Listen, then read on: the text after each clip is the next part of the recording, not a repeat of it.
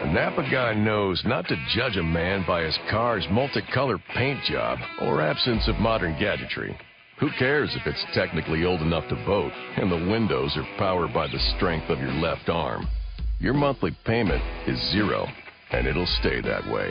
Because with over 400,000 parts and a little Napa know-how, you can keep anything on the road. She may not be pretty, but she's all yours. That's Napa know-how. Blog Talk Radio.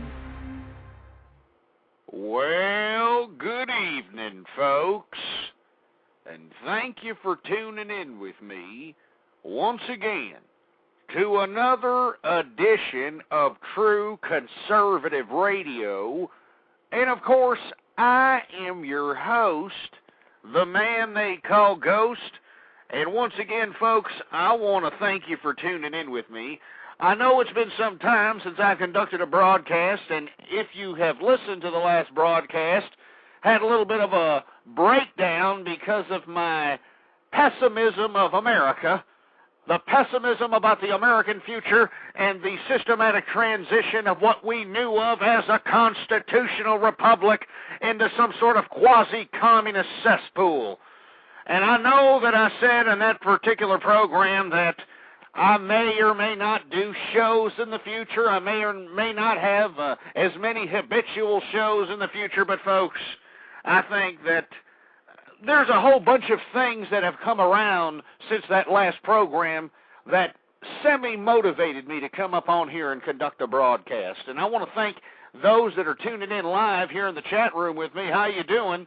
And if you happen to be tuning in with me in the archive, before we get into anything, I want you to bookmark the blog, and that's ghostpolitics.blogspot.com. Once again, folks, I want to get into a little bit of what we're going to get into this evening. Now, there's been a lot of things in the news. One thing in particular has been the health care situation, and we have had a few shows on that subject matter. And we're going to get into that later on into the program. Another thing that's been in the media eye, so to speak, has been this ridiculous, pathetic, useless, ridiculous exploitation of this Woodstock concert, huh? The 40th anniversary of Woodstock, like we're supposed to care. And we're going to talk about that right now. Now, folks, I want to talk about this ridiculous Woodstock little shindig that they're commemorating here this week, and they've been throwing it all over the boob tube. I mean, you even had an episode of it on the damn History Channel, for heaven's sake.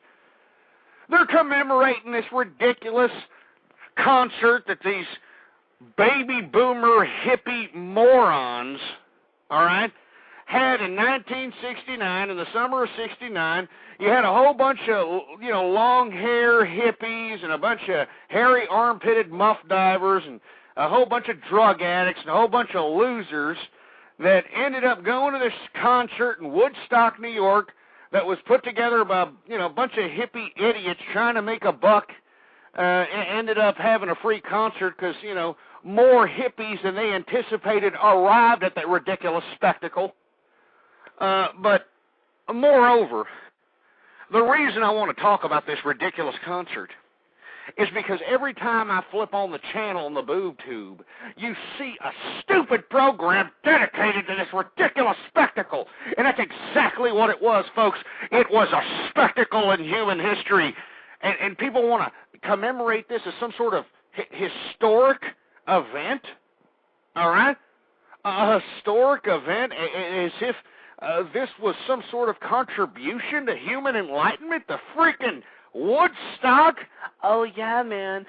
3 days of love and peace and music, dude, yeah.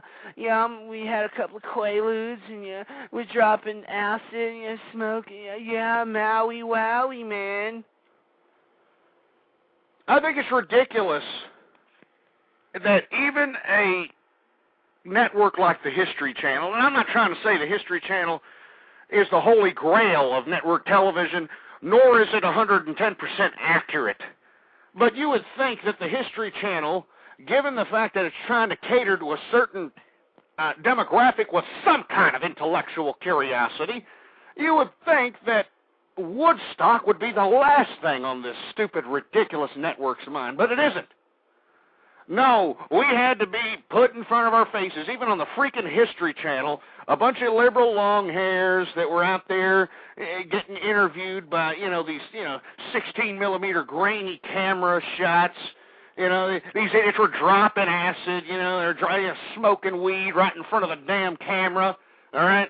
They were out here doing all kinds of drugs, getting naked, having all kinds of sick, mud-pitted orgies. It was just a grotesque abomination of humanity. And here, we're trying to commemorate it on the supposed 40th anniversary of this ridiculous spectacle. We have the liberal and feminist media trying to shove it not only down our holes, people who actually lived during this ridiculous event, but actually down your children's holes, as if Woodstock was some sort of heavenly event that somehow commemorated some sort of great leap for mankind into the evolutionary process of social progress. But it isn't, folks. It was a ridiculous spectacle of communism. And let me repeat that again for all you idiots that can't get it through your thick leftist skulls. It was a spectacle of communism, folks. Communism. Get it through your stupid heads, you stupid morons. I think it was ridiculous that and they've been showing a stupid Woodstock movie all week, folks. And if you happen to have a TV and a cable connection, they had this stupid, dumbass little movie that was made out of this ridiculous spectacle out here. And it was actually showing what these morons who attended this spectacle were going through at the time. And they were showing the whole process and, all the stage acts and, all the turmoil, everything that supposedly happened here at this event. They were showing it on this ridiculous movie. And I strongly advise you, even though I think the movie is cinematic crap, I strongly advise you to go check that stupid little fruity-ass movie out.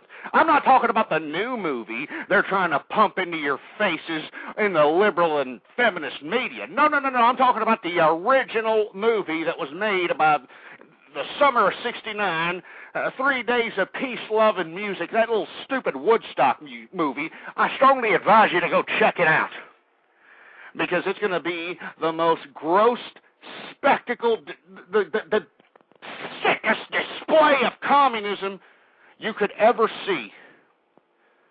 I'm telling you, folks, this was a sick display of communism, and if you look at what happened, what transpired in that ridiculous spectacle. All the million or whatever people that were there, swimming in mud pits and, having sexual orgies and, bombing their minds with all kinds of narcotics. All these people, they were practicing communism. I mean, this was a propaganda ploy, folks, by the leftists who were just running rampant at the time, folks. I mean, leftism, was just everywhere at the time, folks. Black Panthers, the Chicago 7, huh? The Weather Underground. We can go on and on about all those leftist organizations that were basically running rampant around that time. They were agitating the country at that particular moment. They had people mystified with this political romance of Marxism and communism and collectivism and all these ridiculous notions that now, in present-day America, we have come to know and love here. And you see, folks, the reason I'm talking about Woodstock, because not only is the stupid liberal and feminist media shoving it down our holes as if it was some sort of, ghostly or heavenly or spiritual event of some kind, but they want the children to see that, oh, look, there was 1 million people, and it was peace and love, and it was music, and we were free. That's one stupid word they like to kick around, that little stupid, dumb, idiot concert was freedom, right? Freedom, oh, freedom, oh, freedom, oh, it's freedom, my ass, all right? it was communism, folks. Because what happened in that concert, all right? For all you folks that either don't know what Woodstock is, you don't really need to know, all right? Because if you don't know, who gives a crap? But for those of you folks that grew up during that particular time, and for those of you folks that aren't aware of the situation that I'm speaking of, Woodstock, once again, was a concert that was held in 1969, the summer of 69, that comprised a whole bunch of groups, and it was some sort of, pinnacle of hippie movement, the pinnacle of the hippie movement, if you want to call it a movement, where all these acts were, put forth in some farm out there in Woodstock, New York, and the promoters of the event were actually trying to make a buck out there, but unfortunately, I don't know where they were advertising, passing flyers out in 70s or 60s head shops. I don't know what they were doing, but they had more ridiculous hippies that they anticipated. They ended up running down the gates and running down the ticket booths, and it ended up being a free concert, right? And of course, the organizers of the damn Woodstock '69 concert were all a bunch of hippies that were bombed out of their minds anyway. They were all bombed out. Who the hell knows what they were tripping out on and stoned out on? And they decided, oh yeah, man, look, we're just gonna go along with it. It's free love, man. It's hippie. It's gonna be a free concert. And they went on with this ridiculous nonsense that it was gonna be a free concert, and then it ended up becoming a free concert, right? And then they ended up closing off the highways going into Woodstock, New York, because, once the media caught wind of this ridiculous spectacle of communism out here, well, you had other hippies wanting to copycat the event, ended up clogging up the freeways and the highways of New York. They had to divert the traffic out of there, for heaven's sake, so whoever was there was trapped there for 3 days, whether they liked it or not. All right? So anyway, you had these morons out there, and none of them anticipated being trapped out there. None of them anticipated the conditions, the weather, how they were going to sleep, tents, food, how they were going to take a crap, nothing. They didn't think of anything out there. And as a matter of fact, at the time, they called Woodstock a disaster area. And as much as they tried to, make Woodstock in the original '69 movie, as much as they tried to propagandize that event as some magical spectacle, it was a damn disaster area. But folks, like I strongly advise you to go check out that movie. They tried to spin it. Every moron that got on the microphone tried to spin that as they were having a great time, and everybody was enjoying the music and getting naked and doing the drugs and, humping anything with a hole and, just doing all these grotesque, ridiculous, sick, disgusting things. And lo and behold, what were they doing to these people? They were feeding them in assembly line, like soup kitchens, but instead of feeding all these morons, these 500,000 or million morons that were at Woodstock, instead of feeding them food, they didn't know what the hell to feed them. I mean, they already ate out the town of Woodstock. They ate out the little small crapper shit-kicking hick towns surrounding there. So the farmers had to get creative, so they started, giving out these idiots granola gruel. That's right, granola gruel. This is the first time that the general American populace was introduced to granola on a mass scale, because before then we weren't eating granola bars. We weren't putting granola in the freaking cereal. We weren't doing this crap. But we were doing it after the summer of '69 because, oh yeah, that's right, they were making granola gruel kitchens on the scene of Woodstock because idiots were starving to death out there.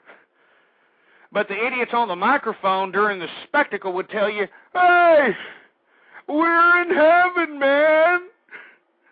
I don't know if y'all remember that ridiculous toothless moron in the movie, Woodstock. They called this fat piece of crap now Wavy Gravy, this idiot, hog commune ass clown. He gets on the microphone out here, and he's toothless, and it's like one of the visual signatures of this ridiculous spectacle of Woodstock, him getting on the microphone and saying that everyone's going to be fed, and it's not going to be steak and eggs, but it's going to be decent food, and that if they can't finish all their food, that they need to give it to their brother and sister to the left and to the right of them. Aw, how communistic, huh? Aw, if you don't finish your food, you give it to the moron next to you, give it to the moron inside of you. And you should have seen these morons. That's why I'm telling you, watch the damn movie. Watch the movie, and you will see these hippies, these muff-diving feminist bulldykes, all these idiots that are now running the establishment. You're going to see these morons in the summer of '69 in Woodstock getting in line to get some granola gruel, huh?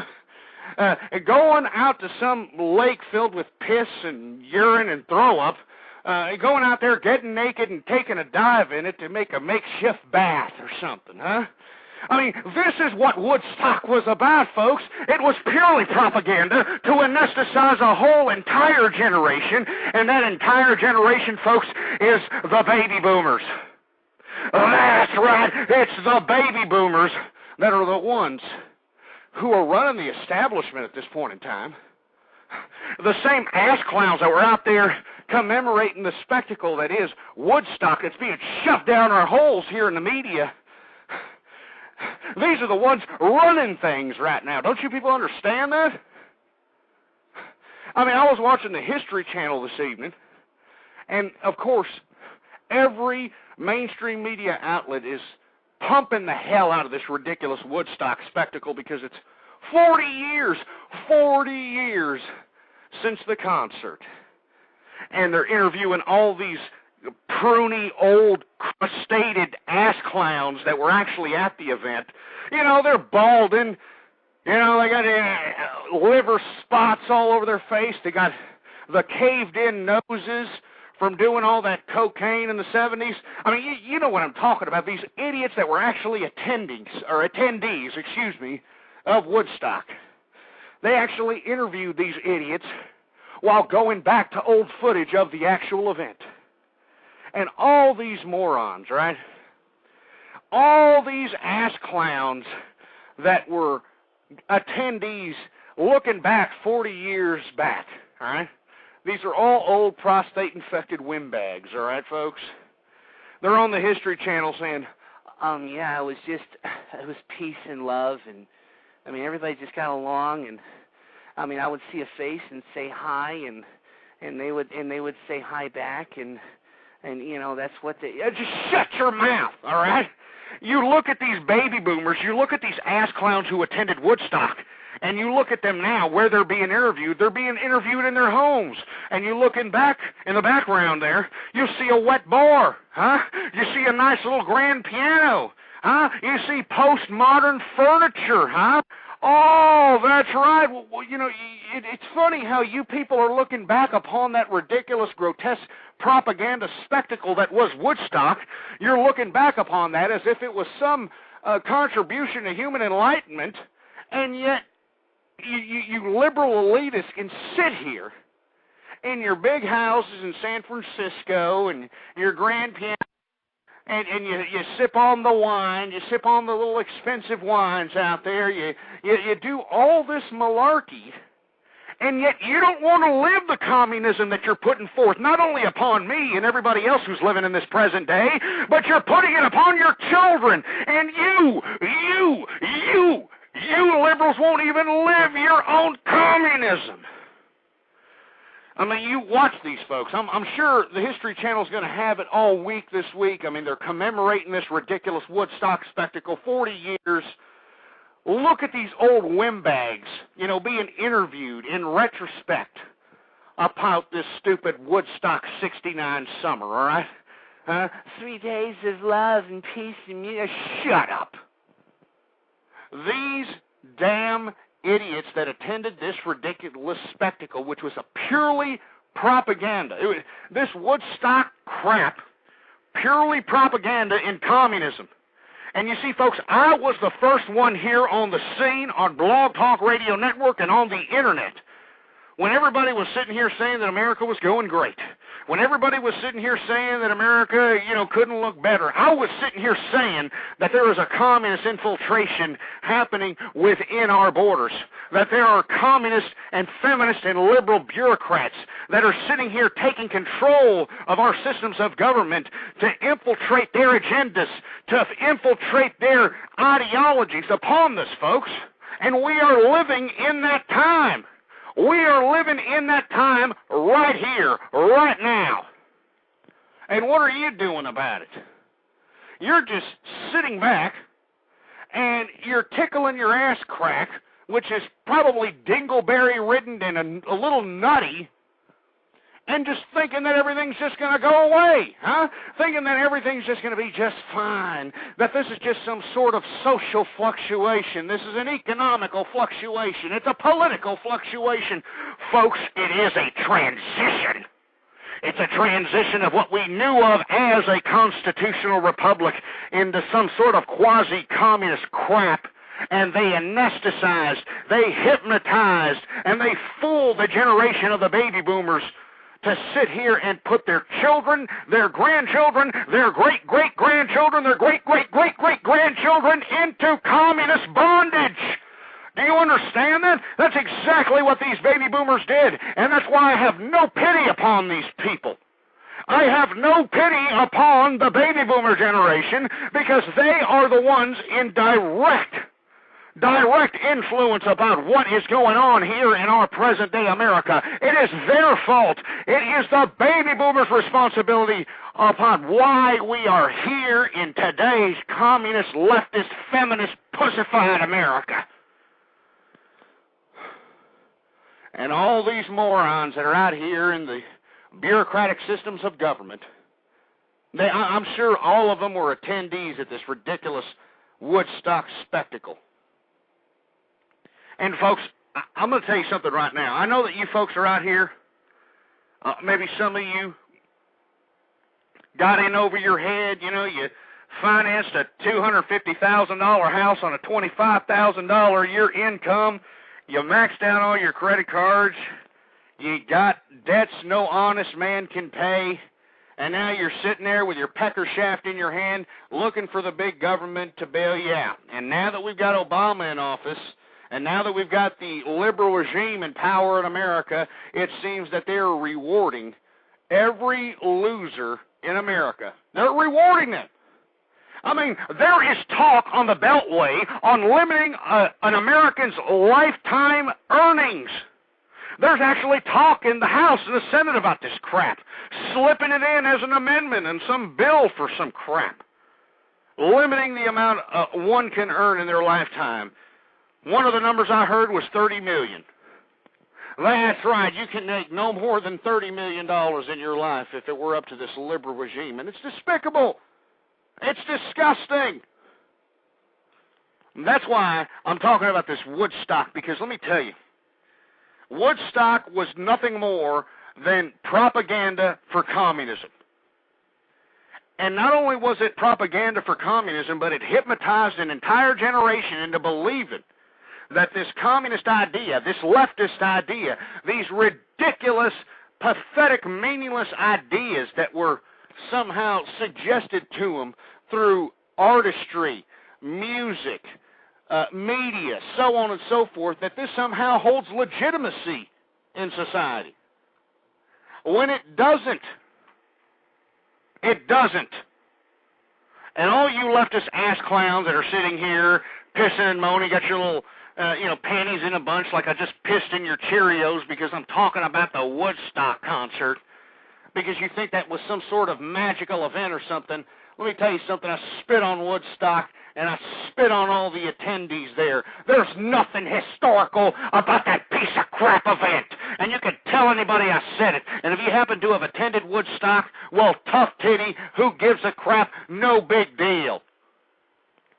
All right? What you attended was a propaganda for communism. That's what it was, a whole propaganda scene for communism. Because what are these idiots talking about now? We're talking about 40 years on the mainstream media out here, this Woodstock crap. What are they talking about? Oh, it was so peaceful, dude. it was so peaceful, and we were smoking pot and dropping acid and, jumping into lakes naked, and, it was just, yeah, man, Maui Wowie, man. I mean, that's what they're shoving down our holes out here, folks. This is what they're selling your children. They're selling your children this malarkey. Now, I'm going to get off of Woodstock, but I'm going to leave, this whole Woodstock subject matter with this, all right?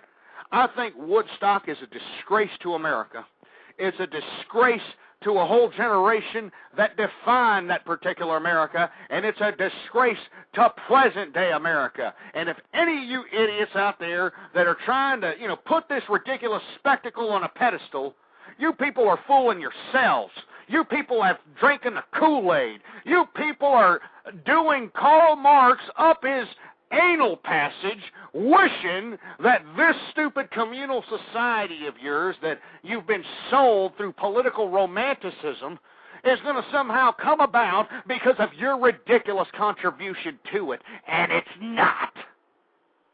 Get that through your thick, stupid, ridiculous, butt-loving skulls, you dumb, muff-diving, fruity asses out there that are putting pertinence into this liberal and feminist crap.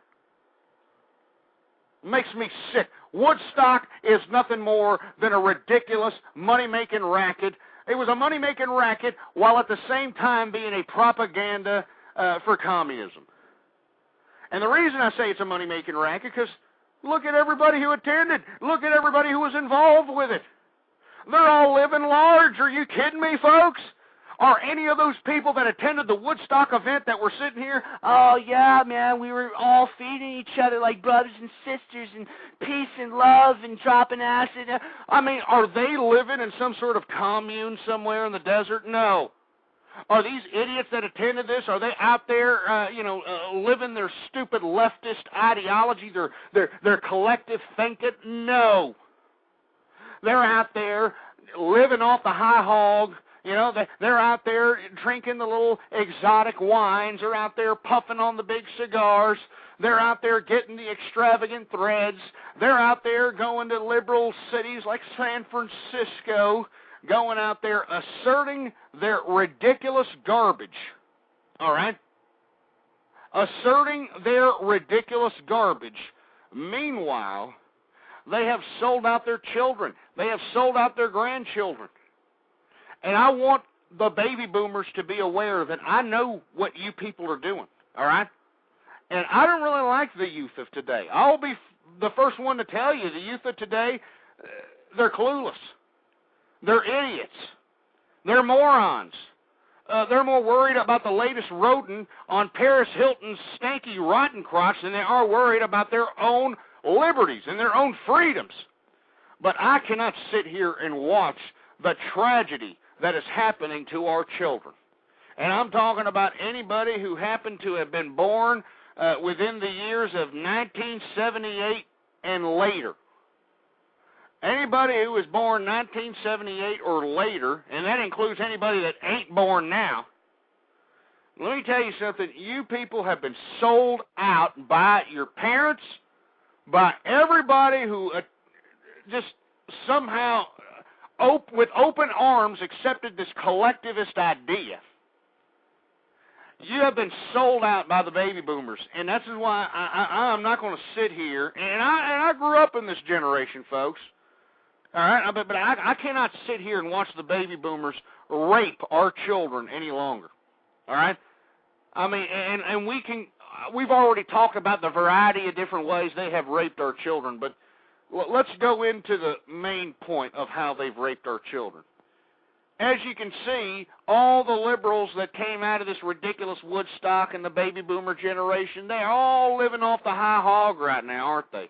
Oh, yeah, these baby boomers are out here, they're like, oh, yeah, I worked for 40 years for so on and so forth company, and I got a big-time retirement plan, and I got a monthly retirement income that I'm going to get once I retire, so my fat, jelly, old, prostate-infected ass can go into steakhouses every day and drive a Cadillac. Meanwhile, I forced my children to go to a college and put themselves in debt for $70,000 so they can get some ridiculous rag degree that's going to do nothing for them in this modern-day service industry-based economy. Huh? Oh, yeah, thanks a lot, baby boomers.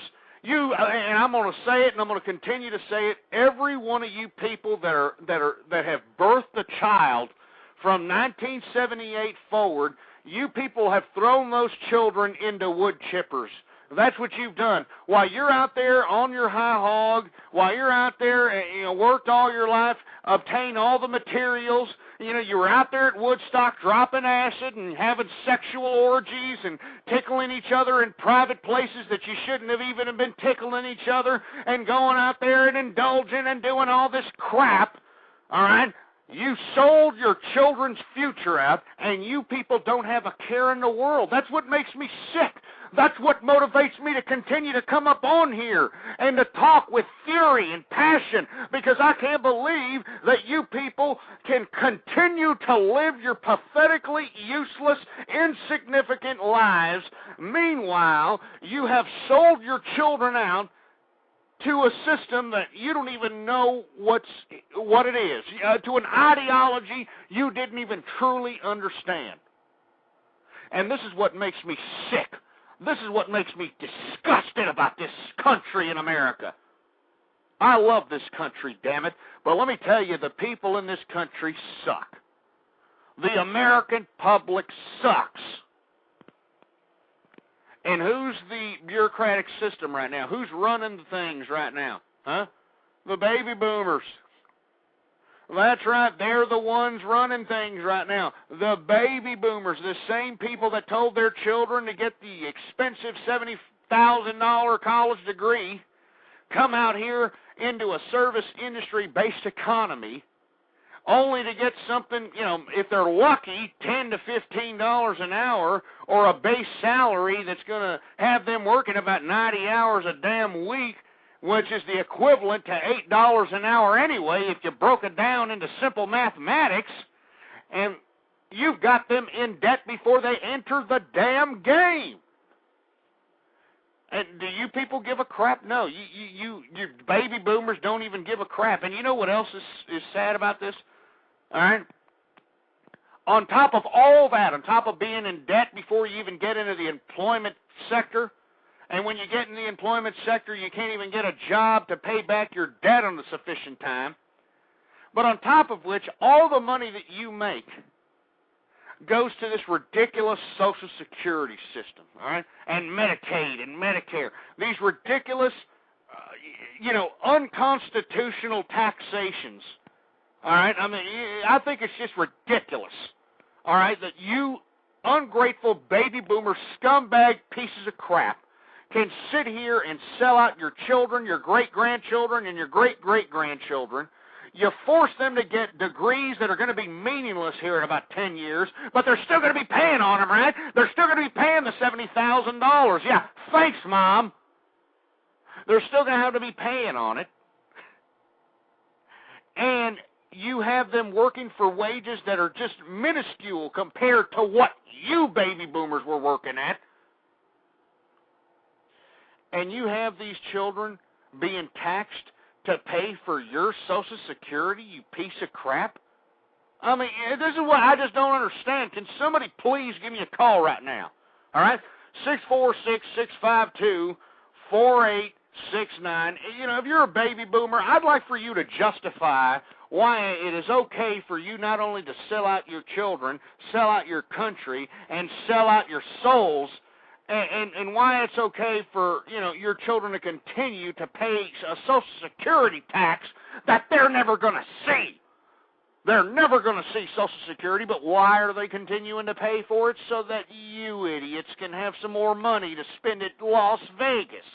So you can go have some more money to pay for that plane ticket to Hawaii, or have some more money to pay for that monthly lease on that Cadillac, You stupid baby boomer piece of trash. And this is why I am so critical about the baby boomers, all right? I'm critical about them, and I'll continue to be critical about them, and I think that the best thing that we can do as far as America is get rid of Social Security. Get rid of the piece of crap. But unfortunately, the youth they don't understand the implications of what I'm speaking of. They don't understand the seriousness of the content that I conduct up on this broadcast. They don't understand it, all right? They don't understand that if the young people today don't get up and stand up for their liberty and stand up for their rights, they're going to continue to be sold out by this ridiculous baby boomer, Woodstock, acetated, orgy-having, feminist, bull dyke-loving, liberal crap. They're going to continue to be sold out by these people. And I can't sit back and watch our children being sold out any longer because of you idiot leftists, because you idiot leftist piece of crap just let your children be sold into bondage, because that's what you did, all right? So you can have a better life, so you stupid baby boomers can have a better life. You sold your children. You threw your children into a wood chipper, all right, so you can go out and get a Cadillac, so you can go out and do this and go out and do that. And meanwhile, your children's future looks bleak, all right? All right? I mean, your children's future looks horrible. And why does your children's future look horrible? Because we have a service industry-based economy that doesn't manufacture diddly except for cheeseburgers and pornography. All right? And then you wonder why all these damn, slut bags are going out there, taking 14.5s on a handy cam out there in California because there's no damn economic opportunity out here. All right? This is the only thing that we're producing. So if you think that you're going to get ahead like the old days, you work up that corporate ladder, and before you know it, you're going to be vice president of marketing or vice president of this or whatever the crap that you hope to attain in the corporate bureaucracy. It's not like that anymore, folks. We don't have any corporate headquarters in this country. You want to know why? Because all the multinational corporations that were built right here in America left America. They now have headquarters in China and India and bigger markets where they can have bigger profits. And meanwhile, the American person, is just sitting there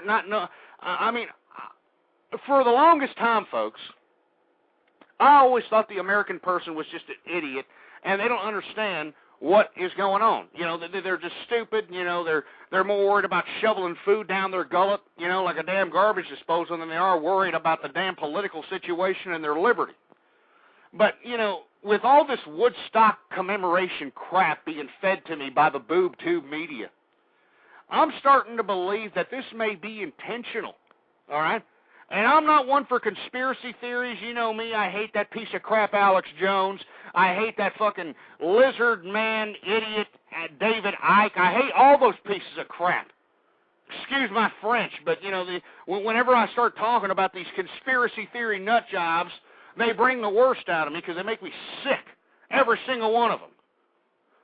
But I'm starting to believe that a lot of the crap that we're seeing in modern-day America, it's starting to be deliberate out here.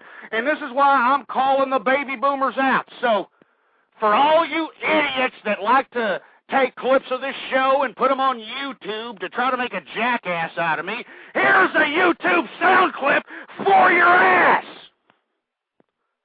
Now, this goes out to the baby boomers. Now, you baby boomers, you prostate-infected, ungrateful, gluttonous pieces of crap, I'm calling all of you out. I'm calling you all out, damn it. You sold out your children. You sold out your damn grandchildren. And do you care? Are you even batting an eye? Are you even beating a sweat off your brow? No! You're actually encouraging them to continue to tighten the chains of bondage upon them so you can have a better life. And I'm not going to sit here and go quietly in that good night while our children are being robbed of their future. And you baby boomers, you goddamn baby boomers are doing it. You robbed our country. You robbed our children because you're selfish assholes. All of you. I'm a conservative, damn it. I'm a conservative. clowns were out there in Woodstock dropping acid, having orgies, doing all this mud sex crap. I was living the conservative lifestyle. I was putting my moral principles beyond this ridiculous nonsense. I realized at a very early age, at a very damn early age, that the true essence of humanity was family. Do you understand that? Let that word penetrate your conscience. It was about family. It was about family, you ass clowns. During the most oppressive times, during the times of slavery, during the times of serfdom, during the times of the most oppressive times in history, what kept people going every single freaking day was family. And it makes me sick. It makes me sick that we're living in this modern day America and nobody's talking about the subject matters that I've been bringing up on this program for 2 freaking years.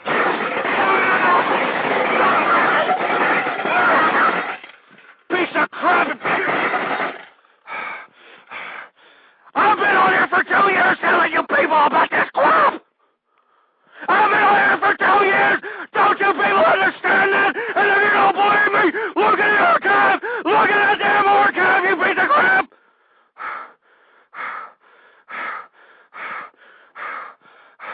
You look at that damn archive. I will live and breathe and die a conservative. Don't you understand that? Get that through your head. And I'm not going to let it die. I'm not going to go quietly in that good night. You damn liberals, you damn leftists, you damn feminists, you can't stop the true conservative movement.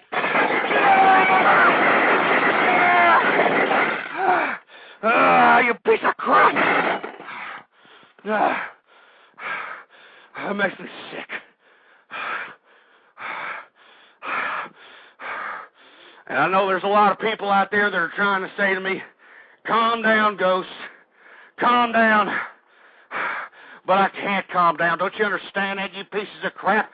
I can't take it easy because this country of mine is being taken down by these damn liberals. And it makes me sick. And nobody's talking about it. Nobody's talking about this damn crap. I've been on here for 2 years. 2 years talking about this garbage. And now that, it's all starting to come to flourish, you got, the healthcare system, and we're going to talk about the healthcare system in just a little bit. But it's all starting to come to flourish now, isn't it? You got these damn liberals that have taken over every bureaucratic system of government, every bureaucratic system that dictates our lives. They've taken it over. And what have they done to it? They have implemented their version of ideology, idealism, political philosophy. I don't know what the hell you call it.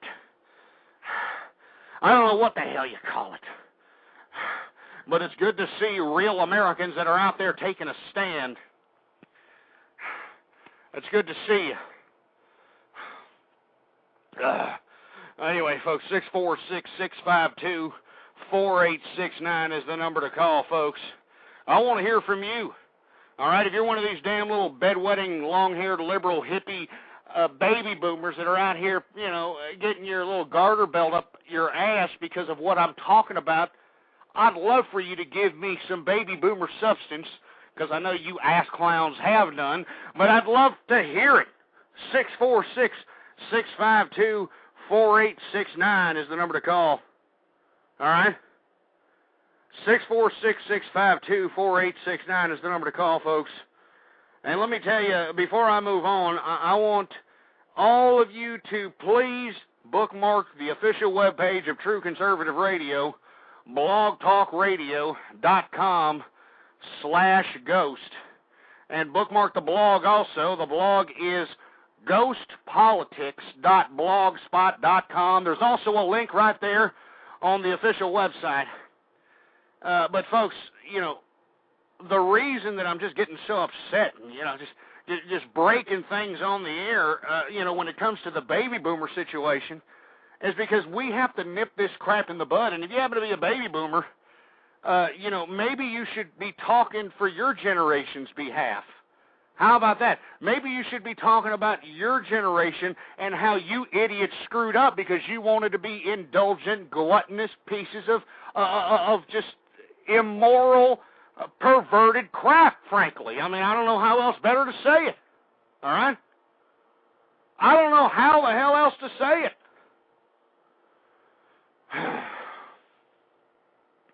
Anyway, folks, we got a whole bunch of people. The phone lines are lighting up here, and I'm sure we got a whole bunch of baby boomers probably getting their panties in a bundle because I want to get rid of Social Security. But let me tell you, for all you baby boomers, and especially you stupid, bedwetting liberals that are out there that are so much touting yourselves as men and women of the people, you would see my perspective a little bit more clearly as more of a humanitarian gesture just to get rid of Social Security. Because look at what you baby boomers did to your children. You sold them out. All right? You forced them to get college degrees and put them in student loan debt for it. And now they are obligated, before they even enter the employment market, they are obligated $70,000 for life for some stupid education that you stupid baby boomers forced them to get. And now they're in a service industry-based economy that they can't get a job in. Meanwhile, you stupid baby boomer pieces of gluttonous horse crap were out here, pussy pampered with 40-year jobs and retirement benefits and all kinds of malarkey. And meanwhile, your children are being sold out right from under you by you. All right, so look at yourself in the mirror and credit yourself for selling out your own children. Now, folks, the lines are blowing up. I'm going to go ahead and take a few callers here. And if you have something to say, by all means, grow yourself a pair and give me a call at 646-652-4869. We're talking about baby boomers and how they're pieces of ungrateful crap that have sold out their great-great-grandchildren, and we're seeing what people think about it. All right, we're starting with the 509 area code. You're on the air. Hello, 509 area code. You're on the air. Hello. Hey, how's it going? This is Adrian Austin. Hello. Okay. I was just wondering, I called last time, and my number was set out on public chat, and I would not approve with that. Do you have any idea why they would say that? Why they would say what? My number. What, on this show? Mm-hmm. You're lying. Get the stupid drunk bimbo. Get her off. First of all, lady, nobody said your stupid number aloud on this broadcast. And if we did, I'd like for you to get the episode and then email it back to me. But you know what? You're not going to find it because you're some kooky bimbo, probably knocked up on, what do they call that? Postpartum psychosis medication. And you're probably, 2 seconds away from strangling your 8-week-old for ruining your teenage adolescence and teenage bimboism. All right, anyway, here we go. 914, you're on the air. What the hell do you want? Yeah, I'm CEO of Who Runners, Inc., and I think I get paid a lot of money from the TARP program, and I think that they're doing an excellent job by paying my bonuses every year. I need to keep my Ferrari and my mansion up in stock. What are you talking about? What are you saying? Your Ferrari? I mean, who's paying for it? Who are you talking about? Are you kidding me? That's the best you got, you stupid liberal, long-hair, fruity-ass bastard? I mean, it sounded like you were a little scared to, come out of your stupid pie hole. And now you hung up? I mean, this is what I don't understand about you liberals. If you're going to call up and agitate and try to prank call and do some kind of garbage like that, the least you could do is be a little creative. But you know what's unfortunate? In America, there's no such thing as creativity. And that's a fact that I have learned to live with, unfortunately. Huh? You know why? Because we are producing at a mass scale nothing more than generic human beings with no personalities, no type of intellectual curiosity, nothing. All right? It's ridiculous. Anyway, we're going to go ahead and take another caller here. 718 area code, you're on the air. Hello? Yeah, what's going on? Hey, how you doing? I totally agree with you there, man. I'm my kind of tragedy from Pew Pew Pew Pew Pew Pew Pew Pew Incorporated, and your show failed. You're a hillbilly.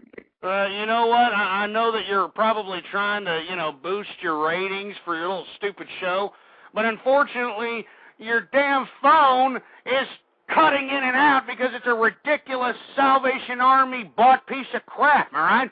Stop shopping at the swap meet or the flea market or at the damn Goodwill or wherever the hell you're buying this crap and buy a phone where you can actually talk and say the garbage that's coming out of your cheese hole to me where I can understand it. You fruity-ass bastard. Makes me sick. All right? I'm telling you, folks, this is the kind of liberal agitation that you get when you're a true conservative like myself. And you want to know why they're calling up here doing this crap? Because they know I'm telling the truth, all right? They know that leftism, communism, feminism, liberalism, the whole 9 yards, it's all encapsulated behind this baby boomer crap that sold out their children. And that's what you baby boomers did. You sold out your children, and you're continuing to do it. And I'm not going to let you do it anymore.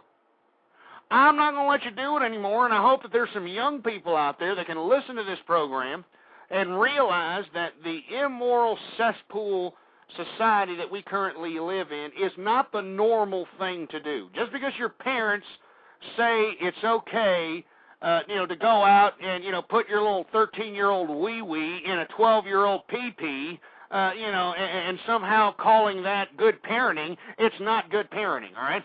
Just because it's okay, these parents out here think it's okay to allow 10-year-old girls to shit out children doesn't mean it's okay, folks, all right? I'm talking to you young people out there. Every single young person that is out there, I am talking to you, and I hope that you're listening within the sound of my voice in this program.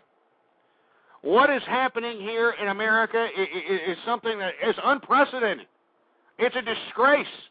And these stupid, filthy, disgusting, despicable liberals and feminists will sit here and say that it is a contribution to human enlightenment, but that it is not. It is not. All right?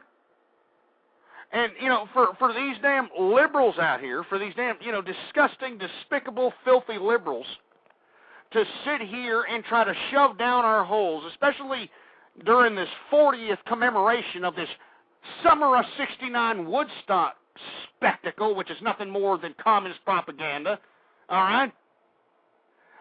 We are being fed that somehow collectivism is the way to go, and it's not the way to go, folks. All right? Even the stupid leftist secularist philosophers talk about moral ethos. Aristotle, Plato, they talked about the necessity of having some sort of moral integrity, because without it, you're nothing more than a heathen, a Neanderthal, a piece of garbage, and that's exactly what most of America has turned out into, nothing more than filthy trash that has no more shame. Haven't you noticed that, folks? No American has any more shame for themselves. You got this despicable idiot bimbo octomom over here shitting out 14 children, single, no job, no way to maintain her own sustenance, living with Mammy, huh? But no, the liberal and feminist media put this bimbo on a pedestal as if she was Mother freaking Teresa, huh? They're putting her on a pedestal like, oh, look, it's Octomom. How it's such a beautiful thing, isn't it? But who is it exactly that is shoving this down our throats? Who is it exactly? I'll tell you who it is. It's the liberals and the feminists. It's these damn baby boomers that are sitting here selling out their own children, putting them in an employment environment that's nothing more than service industry oriented, forcing their children to put themselves in debt before they even get to the employment sector, and then forcing their children to pay a Social Security tax that they will never, ever, ever see a dime of, all right? Do you understand that?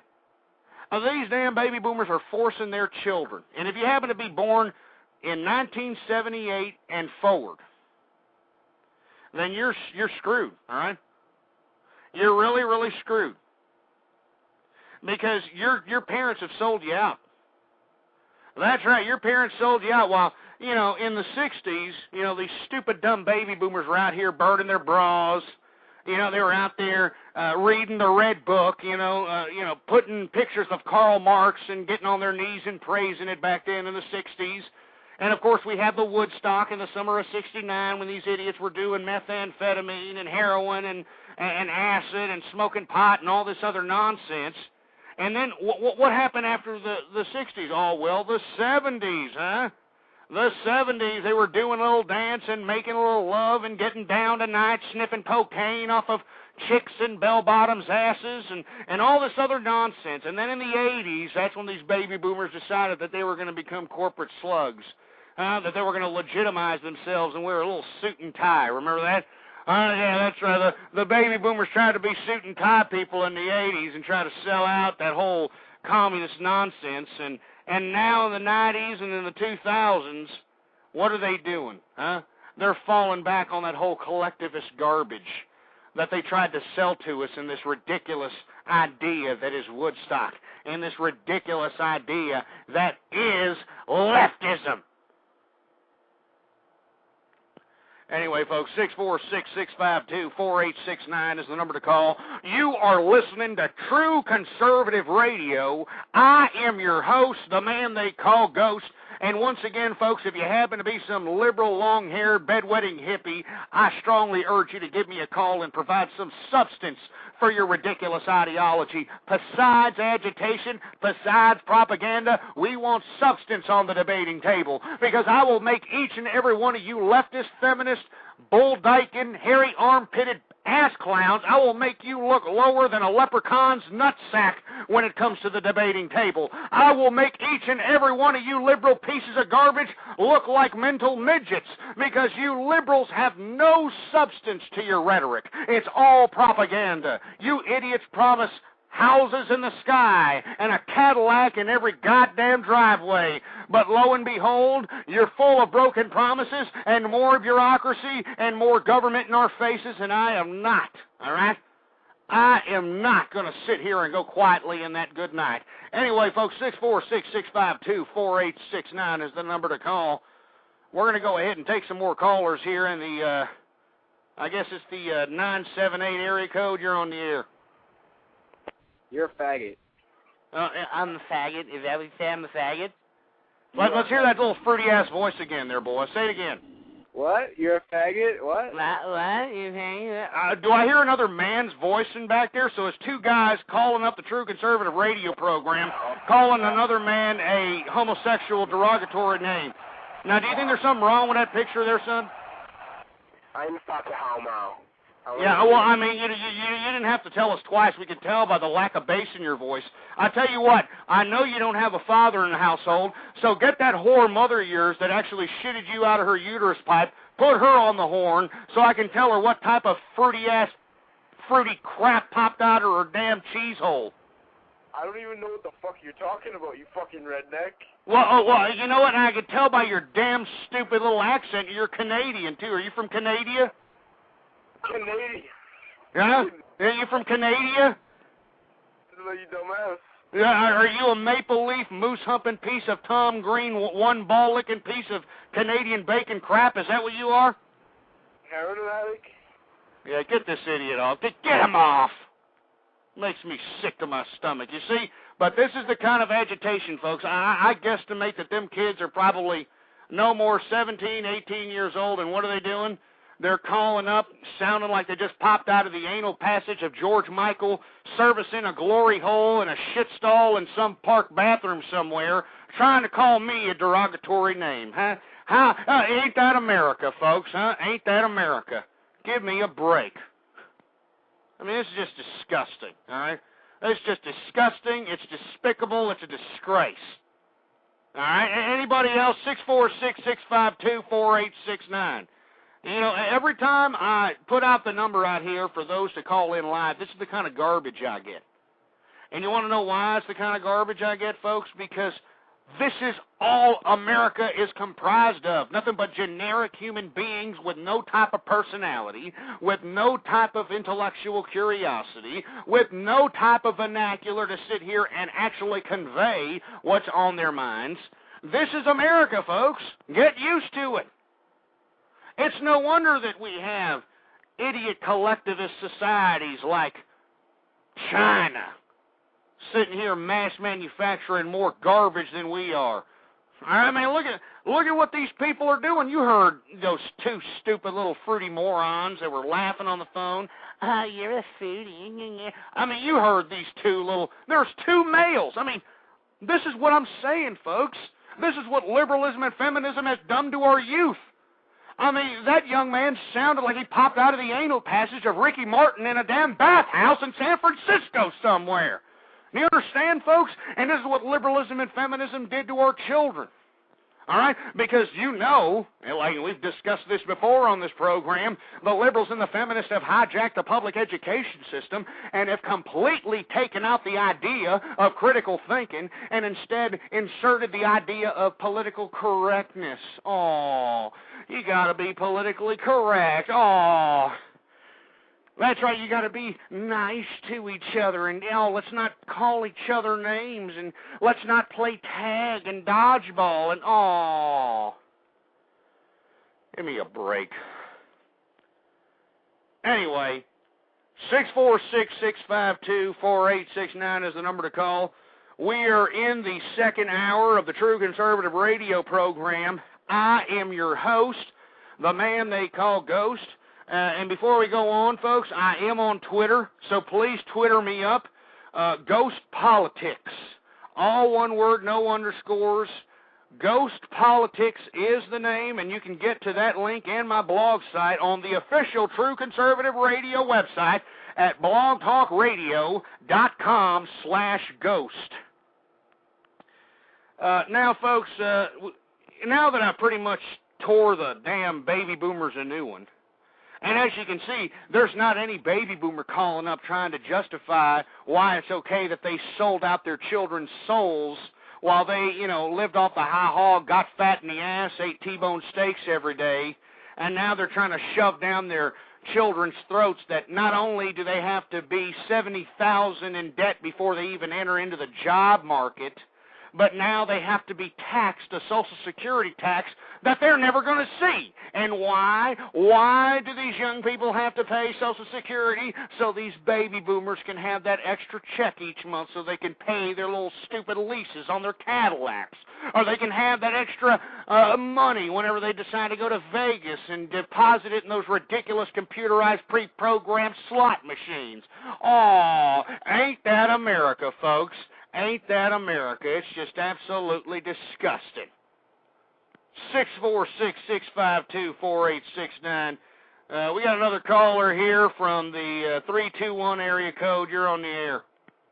Yeah, I've been listening to your show, and I just want to know, why you're raging on homosexuals and, every other person, baby boomers, and it seems like you're having, a really bad day, and I just want to know, what the fuck your problem is, because you've been raging on every person that's called in. You just bragged on the person for being a homosexual. Why does it matter if you're a fucking faggot? It doesn't matter, and you're raging on them. You're the one calling them a derogatory name. I've never even called them a derogatory name. You just called them a faggot. Are you serious? I did not. You just said you're a fucking faggot. I heard you. Are you fucking serious? That was the idiot that had called up, you stupid moron. If you would clean the crustaceans out of your ears, you would have heard that it was the first moron that had said that. Listen here, you old fucking cunt. Why don't you get some pussy? I think that's really your problem.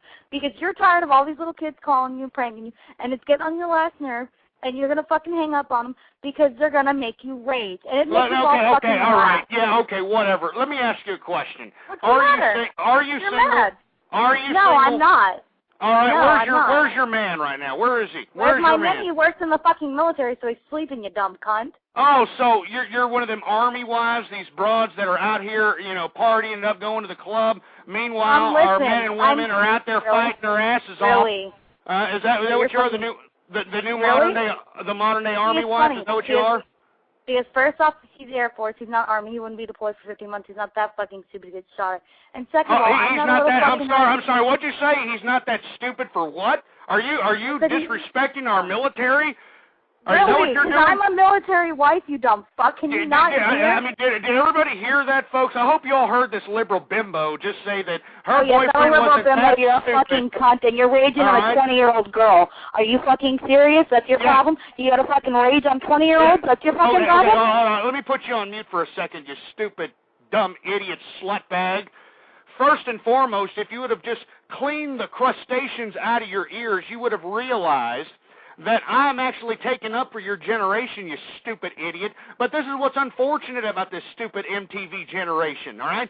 Unless you're talking about, Paris Hilton or, the latest crotch shot of, Britney Spears or the latest, adoption kid that Angelina Jolie adopted, they're not going to listen. They're not going to listen. I'm sitting here trying to take up for you stupid idiots. All right, Miss 20-year-old, I'm Miss Independent Bimbo out here. Meanwhile, your man's out there serving the military. You're collecting a check each month, and I bet you're sitting your fat ass at home collecting the check, going to the club with your girlfriends, dumping the kid off on Mammy over there. Meanwhile, your husband's out there serving his ass off. And let me tell you something, all right? Let me tell you something. I have heard a bunch of these stories. You can go back to the archives, folks, if you don't believe me, but I have had countless soldiers, patriots in our American military that have called up my program and that have been, they have just broken down on the program. They have broken down here on True Conservative Radio, discussing their personal lives when it comes to them going out and fighting a war, them coming back and finding out that they're wives are getting gangbanged by everybody in the damn neighborhood. I mean, this is not a joke, folks. You can look back in the archive. This is a horrible epidemic that's happening out here. So you're not winning any kudos with me for being some Army wife, all right? I'm sick and tired of, people thinking that because they have a title that we're supposed to just kiss their ass or something. Like this is some sort of I'm an Army wife, or I'm an honor roll mom. I'm a liberal. I'm a feminist. I'm this. You're a pathetic human excuse. That's what you are, a pathetic human excuse. Now I'm going to go ahead, 3, 2, 1. All right, I'm going to let you back on the line, and I would like for you, in a concise and clear manner, discuss what it is that is bothering you about me. Now, if you would have cleaned the crustaceans out of your ears once again, you would have realized that I wasn't the one that said the derogatory statement about the homosexual community. It was actually the moron from the 978 area code, which is actually calling again so he can, get his rocks off with his little butt buddy over there. It was actually them that initiated the derogatory statement in reference to homosexuals. So clean the crustacean out of your ears there, 3, 2, 1, and come back with a little bit more substance, all right? Now, 3, 2, 1, you're back on the air. What the hell do you want to say? Well, I just want to know what the fuck, number one, why you were mean to me, because I love how you're calling me an Army wife slut, because first off, I said I'm Air Force. If you would open your fucking ears, then you'd have that right. And second of all, I said I was an Air Force wife that is trying to take care of my husband and take care of the fucking rest of the people that live around me. And you want to fucking accuse me of being some little fucking slut. I'm not your wife who's hooking on the corner for fucking $20. All right, we get it, fine. All right, sorry to bruise your little stupid feminist ego. You're mad, aren't you? Get to the point. Get to the point. I just want to know why the fuck you're mad, because I'm watching you in my friend's show, and people in here are fucking laughing at you. They want to know what the fuck your problem is. They want you to have a fucking heart attack because they're laughing at you, because you think that you're fucking you're making a point to anyone. And it's fucking funny to me. It's funny to the rest of these people, too. There's 150 people watching you in one room and fucking laughing at you because they think you're funny because you're raging at every fucking person that's called. Okay, the gay guy called, and you're like, oh, well, you got your little butt buddy in the background? What the fuck does it matter if he's gay? Clearly, you must be a closet homo yourself. Well, no, I mean, I don't particularly appreciate that particular lifestyle. I don't appreciate when a man massages another man's colon with his meat bag. I don't appreciate it. Maybe you do. Maybe that's what you are used to. I don't know. I don't like that. Do you like that? I have nothing wrong. I don't find anything wrong with homosexuals. But, I mean, clearly to each their own. You know, if you don't like gay people, you don't like gay people. But it doesn't give you the right to fucking bash on them. What if someone said, oh, you got an old ball sack, I don't like you, oh, my God, ew. You know what? That's like, you know, you're bashing on gay people. But, I'm not bashing anybody. I have the freedom of speech. I mean, I know that, and you so know, do the communists, you are communists are trying to take that away. Freedom of speech. Are you serious? What? You're yelling at me for stating my opinion, but it's freedom of speech, right?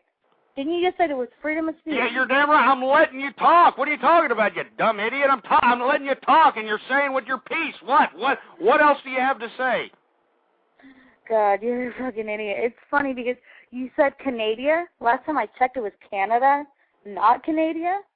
Canada. Oh, great. Oh, Canada. yeah. Like, I really give two rat's asses. If it were up to me, I would annex Canada because Canada.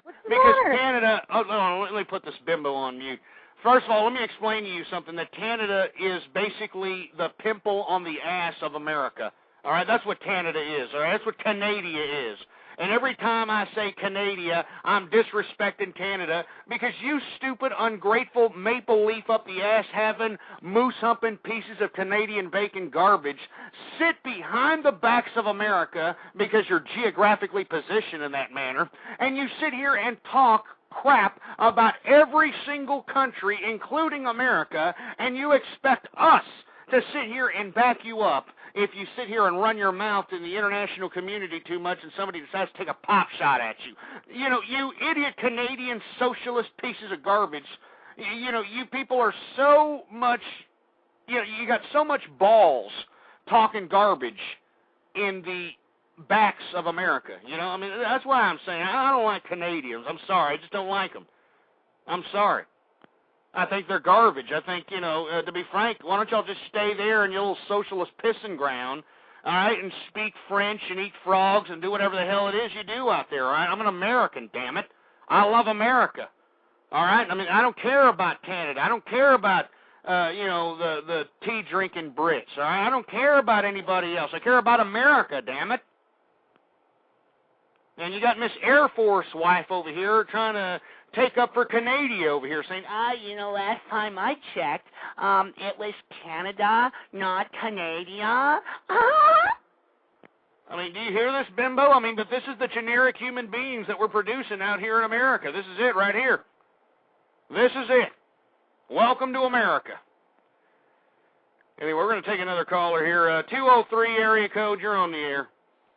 James Howell, redneck. How about we go in and speak the other? Fuck you. What? Are you? What are you? What is this?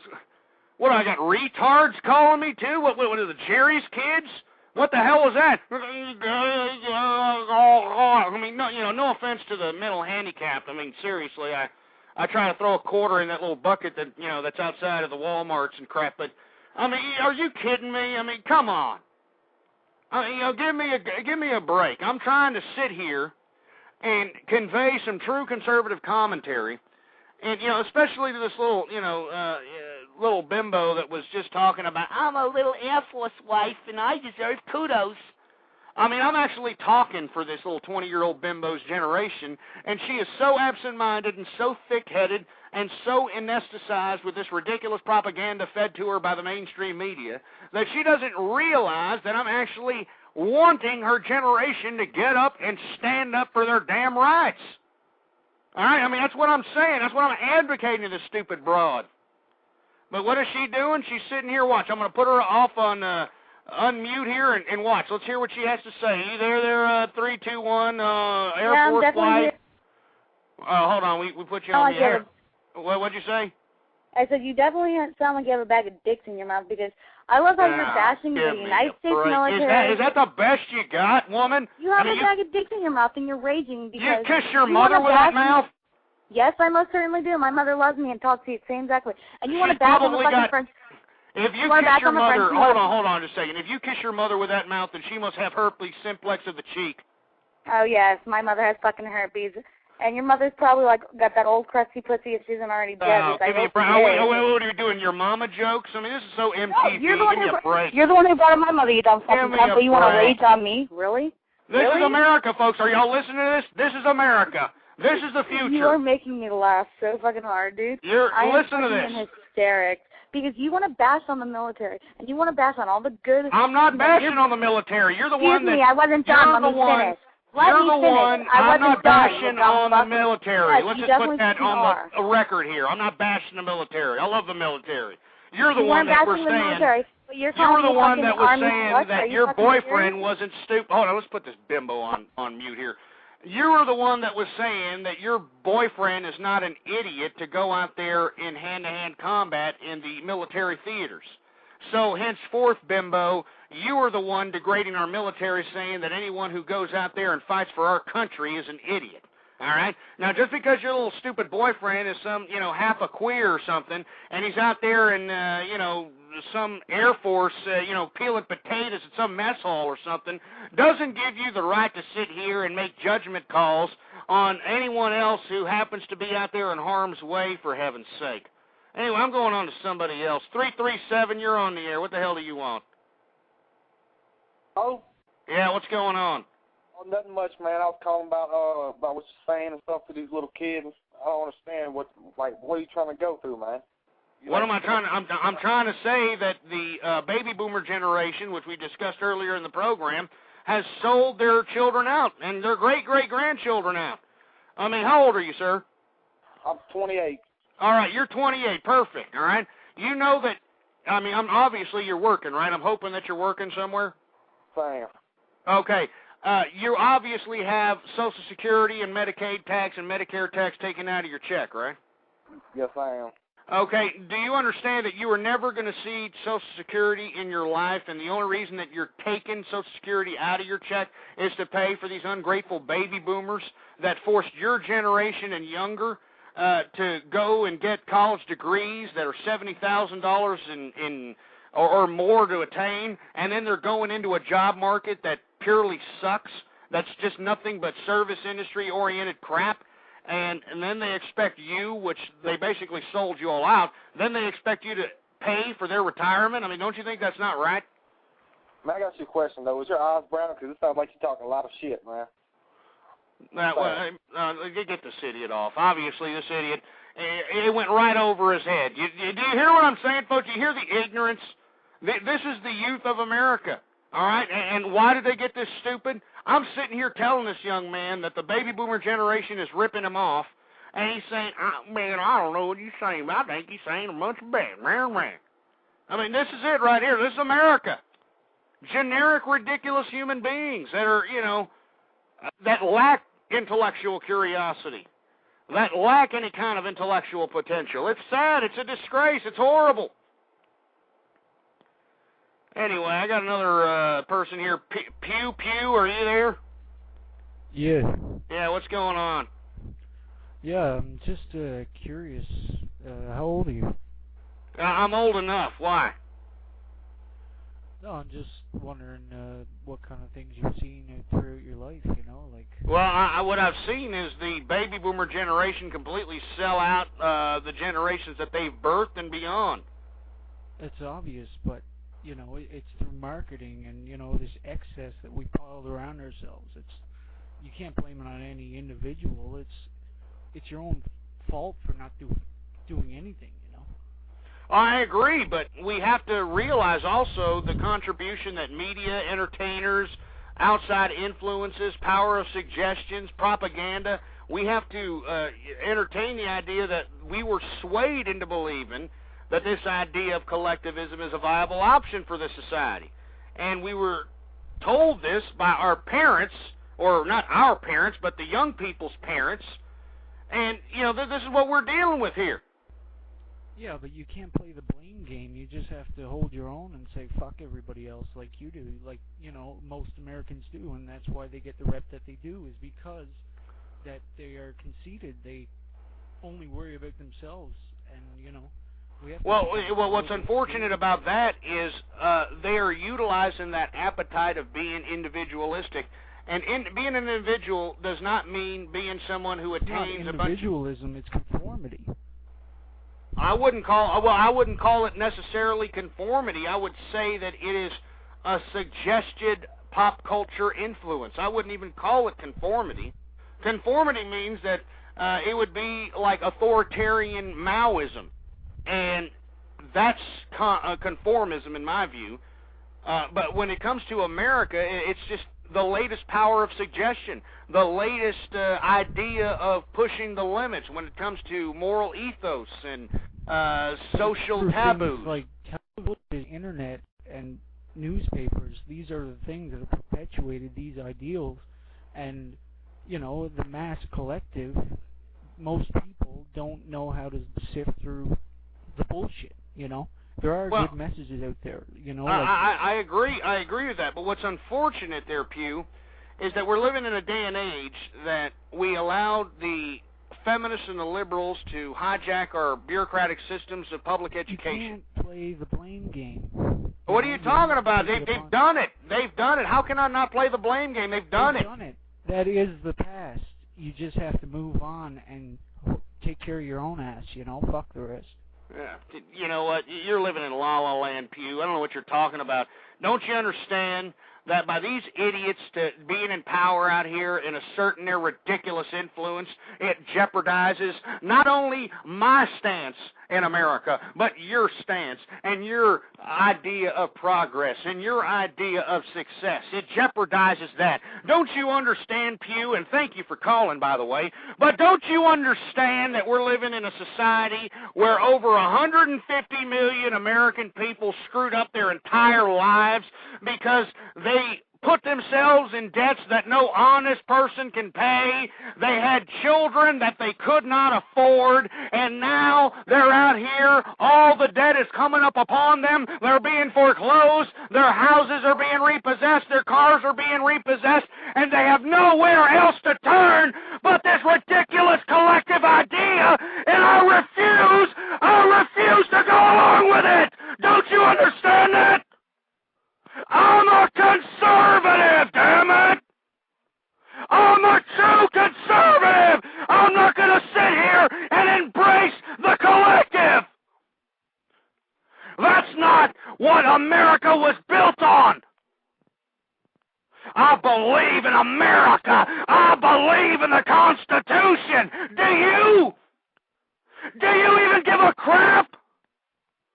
You had some 20-year-old bimbo over here that supposedly has some man in the Air Force who doesn't even give a crap about the Constitution, who doesn't even give a crap about her own liberties. I mean, you heard the mouth on this piece of whorebag trash.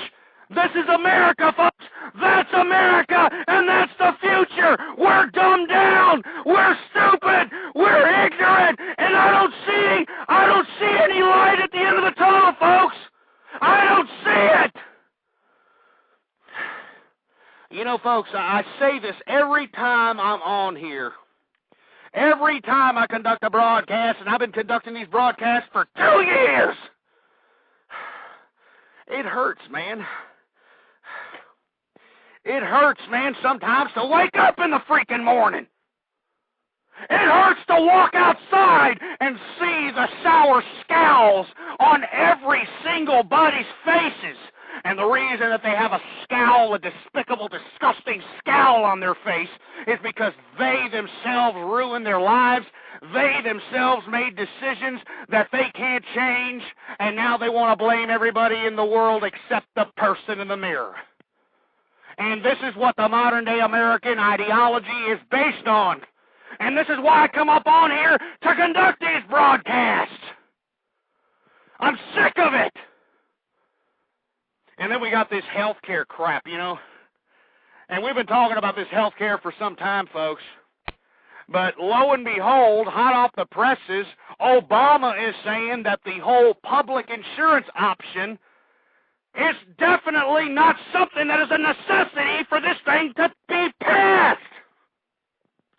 And for all you idiots that don't understand what I'm saying, let me explain something to you. You know, Obama, from underneath your dumbass noses, is trying to reform the healthcare industry.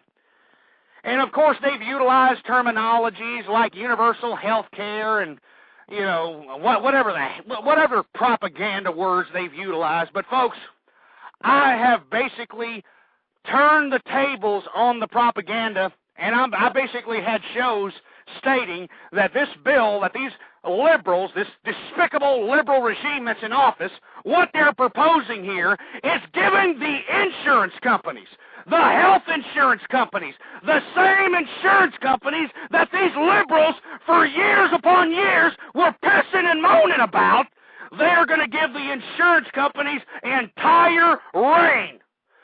Full entire reign of the entire healthcare system. And I think that's a disgrace. What kind of reform is that, you idiots?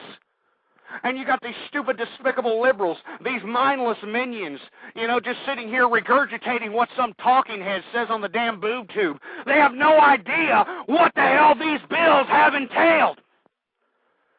And a part of allowing the healthcare industry to be taken over by the health and insurance companies, Obama had a little stipulation in his health care plan to have a government-funded health care insurance agency. That's right. He wanted a publicly funded, ran and paid for by the government insurance company to, quote-unquote, compete with the private insurance companies. And, of course, you got all these stupid baby boomers and all these old people and all these idiots out at every single town hall meeting out here. And if you happen to be doing a YouTube search and want to get a few laughs, please, by all means, type in town hall healthcare and see all these ridiculous morons piss and moan saying, get the government out of my health care. I don't know what you want. Don't do it. Meanwhile, these morons have no idea what these politicians are trying to do right underneath our noses. And, of course, every time I attempted to try to provide discourse on this subject matter, you are going to have morons after morons, all right, trying to sit here and actually back up this ridiculous idea of health care reform. Now, folks, what I don't understand is, why in the blue hell are these damn liberals, these despicable, disgusting, bedwetting liberal pieces of garbage, why are they trying to allow the healthcare insurance companies, why are they wanting them to have full reign of the healthcare industry? Well, folks, I know that's going to rain on all you little liberals' parades and all you ass clowns that sold your souls to the cult of personality that was Obama, and all you idiots that were out there, playing with your pecker shafts, looking at the Yes We Can propaganda films and listening to your damn liberal long-haired senators and congressmen, all right? You people don't understand that they have been bought and paid for by the insurance companies. Now, if you want true reform, if you want true health care reform, folks, we've discussed this over and over and over again. Why don't we just take the health insurance industry out of the equation here? All right? I mean, we've talked about what's making health care costs go up through the roof. And, for all you idiots that don't realize what's going on, well, let me explain to you once again, all right? First and foremost, a hospital or a doctor that wants to practice medicine has to purchase insurance before they even open their practice. And that insurance is malpractice insurance, meaning that if a patient happens to, get some sort of an injury due to the malpractice of this particular practitioner, well, the insurance will basically cover any expenses related to that malpractice lawsuit. And henceforth, folks, that insurance is very, very expensive. So right off the bat, a doctor has to pay an exuberant amount of insurance before they even open their practice. So that's one of the main factors that healthcare is up the ass, all right? Second reason is the fact that we've got government involved in the healthcare industry to begin with. Medicare, Medicaid. It's ridiculous, it's grotesque, it's stupid, and this is what's prohibiting the progress of the healthcare industry. All right? And another thing that's prohibiting the progress is the insurance companies, all right? Patients' insurance. All right? I mean, this is what's really screwing us up, folks. Because you have to think that every American, if they want to have, health care, they're going to have to buy insurance. And you see, folks, insurance is just some ridiculous a buffer from you and your doctor. I mean, I think it's really disgusting that every healthcare insurance company has a set amount of money that they pay for each and every procedure that the doctor comes up with. And they're not going to pay any more than that amount. And if you happen to be dealing with the insurance companies, you know exactly what I'm talking about. There is a set-based amount for every single thing in every medical procedure known to man. The healthcare industry has a price for it. So that means the doctor has to sit here and somehow rig the book somehow to make a profit based on the preset limits that they can charge the insurance company for certain procedures. Now, I know this is getting confusing for all you half-witted nimrods, but stay with me here, all right? Stay with me, ass clowns, all right? Don't you understand that the insurance companies have preset limits on what they're going to pay for every single procedure?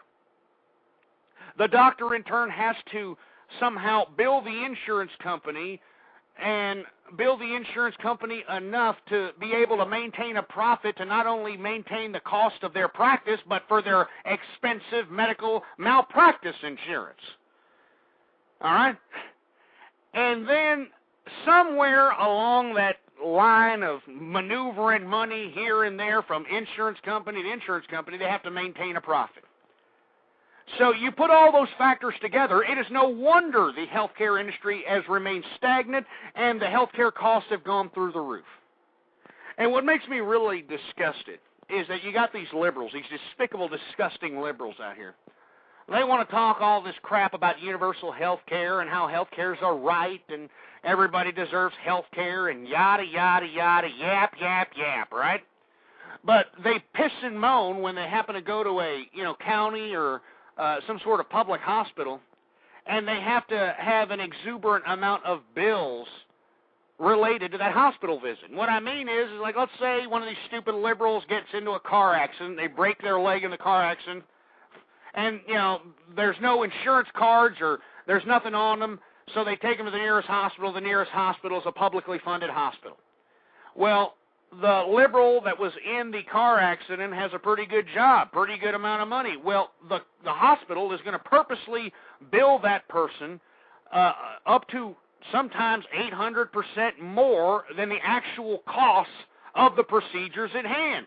So let's say that broken leg for a cast and, maybe if there's a surgery to fuse some bones or whatever the case might be, that damn broken leg could cost you $27,000, maybe $20,000, depending on, what hospital and their accounting firm, a whole bunch of pricing procedures, the whole 9 yards, all right? Now, everyone will say that's unfair, and it is unfair. I think it's unfair that somebody else has to pay because some loser who doesn't have insurance or a way to pay for their ailing health, somebody else has to pay for it. But, you see, liberals shouldn't be bitching about this way of paying for your health care.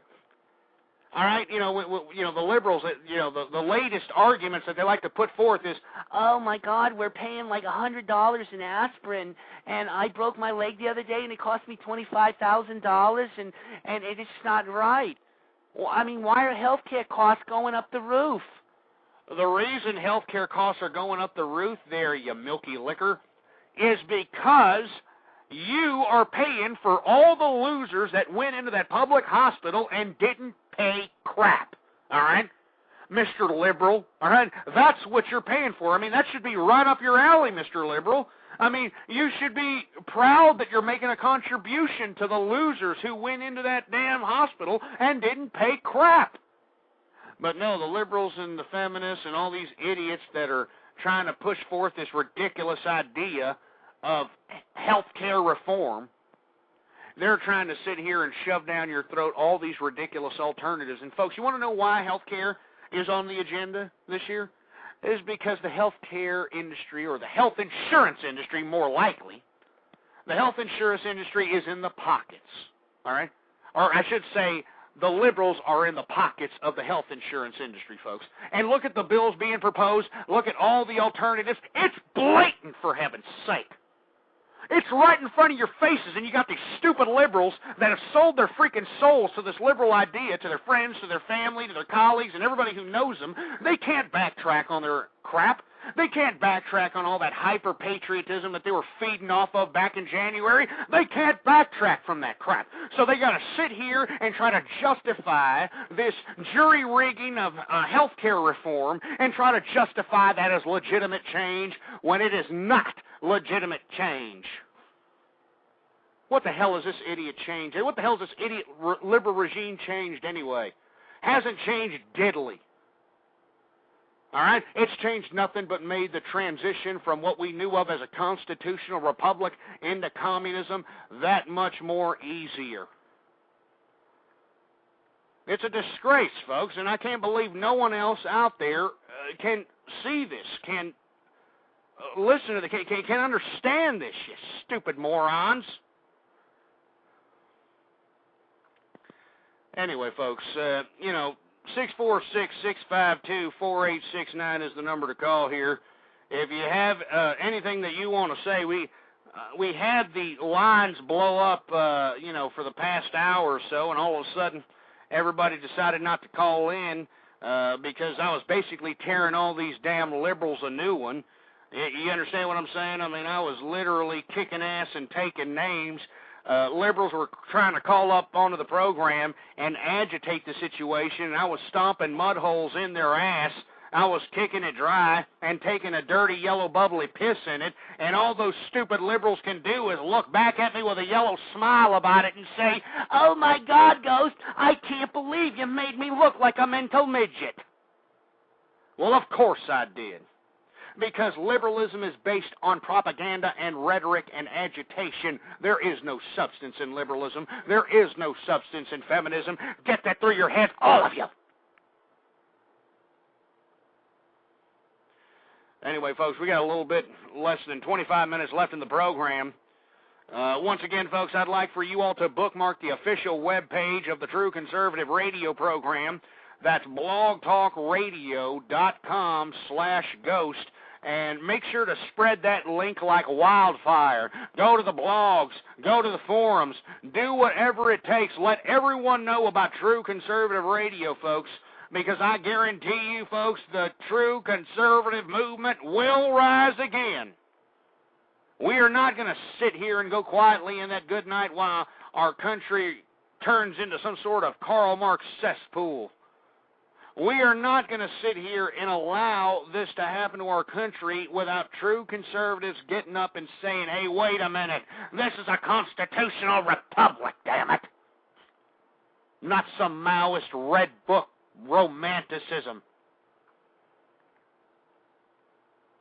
And I'm sorry, folks. I know that there's a lot of people out there that get their feelings hurt whenever they listen to this program, Oh, I can't believe Ghost is saying that. Well, believe it, folks.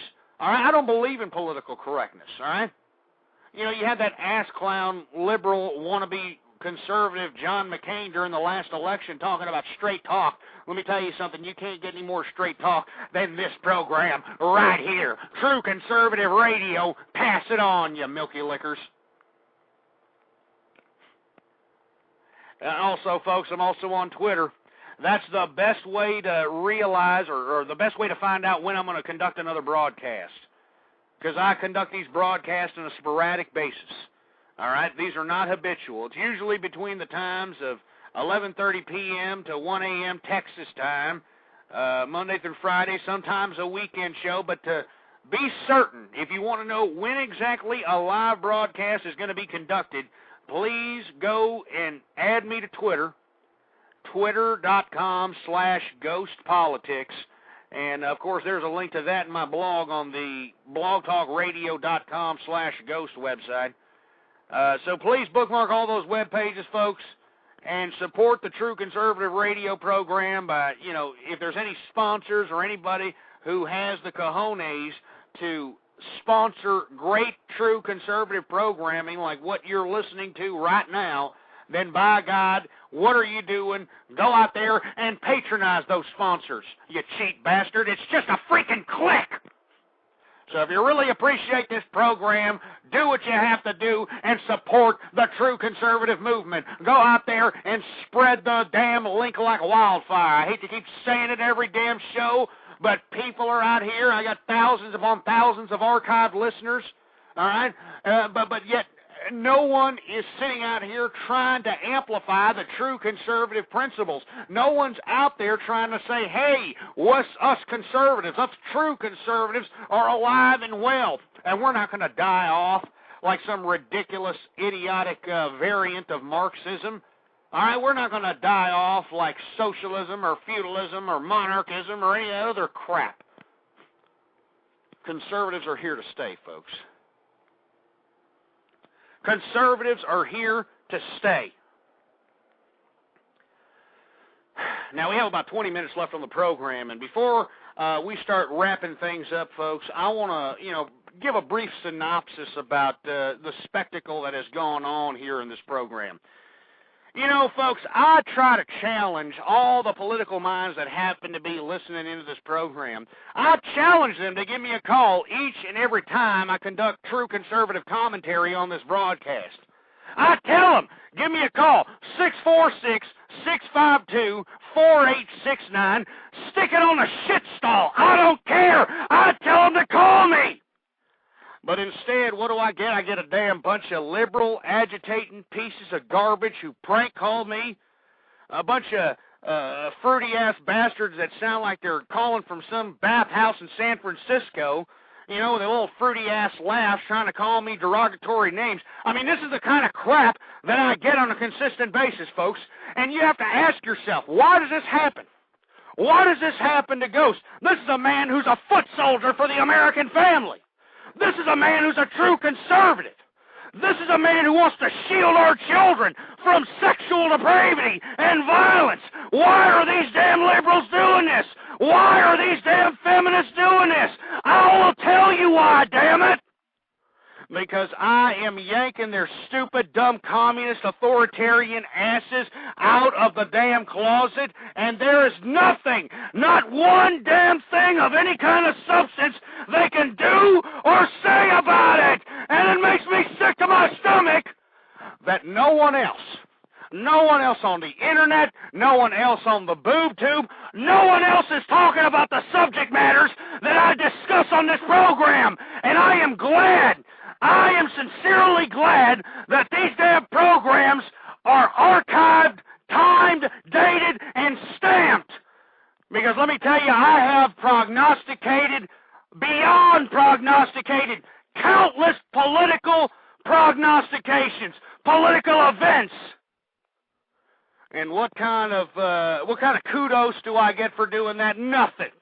I get agitation. I get liberals and feminists trying to desecrate my true conservative ideology. I get prank callers. I get idiot, ridiculous young people that I'm trying to fight for on this particular program, that I'm trying to argue for on this particular program, that I'm trying to give substance for on this particular program. I've got young people prank calling me, and they think it's a big kick. They think this life's a big freaking game when they are being sold out. They're being sold out by their parents. They're being sold out by the baby boomers, and they don't know it. They're stupid. They're so stupid, they don't even know they're being sold out.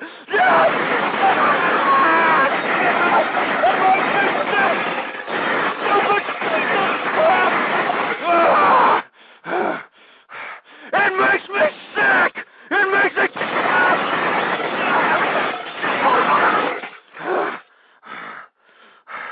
It makes me sick to my stomach. But this is America, folks. This is America, where we have produced nothing but generic pieces of crap, uninnovative, unimaginative, ignorant pieces of crap. And I don't know if we can come back, for Christ's sake. I don't know. I don't know, for Christ's sake. All I know is that I'm a conservative, damn it. I'm a conservative, and I can't sit here I can't sit here and watch this ridiculous malarkey happen in my country. These godless atheist liberals and feminists destroying the family, destroying this country. I can't do it. I can't do it, folks. Can you? Huh? Can you wake up every morning and look at yourself in the mirror, especially you baby boomer scumbags? Huh? Can you look at yourself in the mirror knowing that you sold out your children by forcing them to get a $70,000 college degree before they even entered into the workforce? And then giving them a workforce that's nothing more than a service industry-based economy with no type of job security, and you dumbass baby boomers say, so what? It's a disgrace, folks. It's no wonder why we're in the current situation that we're sitting in. It's no freaking wonder. Anyway, we got another caller here, 253, you're on the air. What's going on? Yeah, I called in to say that, at least on the health care issue, that I do agree with you on that. And well, why aren't the liberals talking about getting the health care or the health insurance industry out of health care? Because they're so enamored into this so-called Obama worship that if this man told them to jump off a cliff, they would do it regardless of what. And what you said earlier is true. They're the ones who are sponsoring this whole damn thing, and they're too stupid to understand that that's where it's coming from. Where do they think Tom Daschle came from? His book, what was it called? Blueprint for Healthcare Reform, all of this stuff all of this stuff about cutting Medicare and all that stuff. He's the one that wrote it. He was with the healthcare industry, the healthcare lobby for years before he came and put this plan up there. Yeah, well, it was that unscrupulous activity or his unscrupulous relations with the healthcare industry that prohibited him from getting the health secretary cabinet seat. Yeah, but it's still, it's still mostly his plan that they're using. Certainly, I know. And that's the stupid thing about it. And the thing that gets me is that everything that they're ascribing to the protesters, and not all of them are even teabaggers. Some of them are Democrats, progressive Democrats that wanted single payer in their own party. There are people, there are conservatives that are all over that were angry.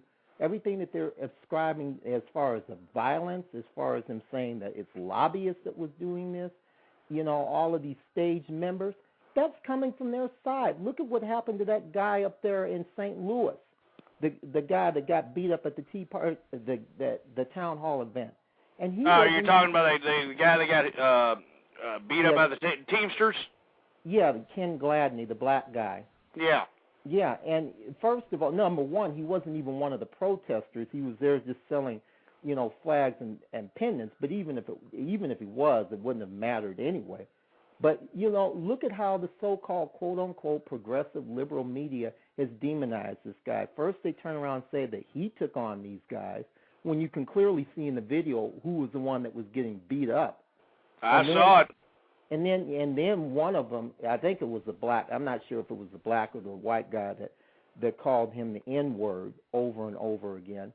And then they sit there and make light of the fact that he shows up the next day in a wheelchair on drugs after he had been put in the hospital because of these bastards, what he did overnight.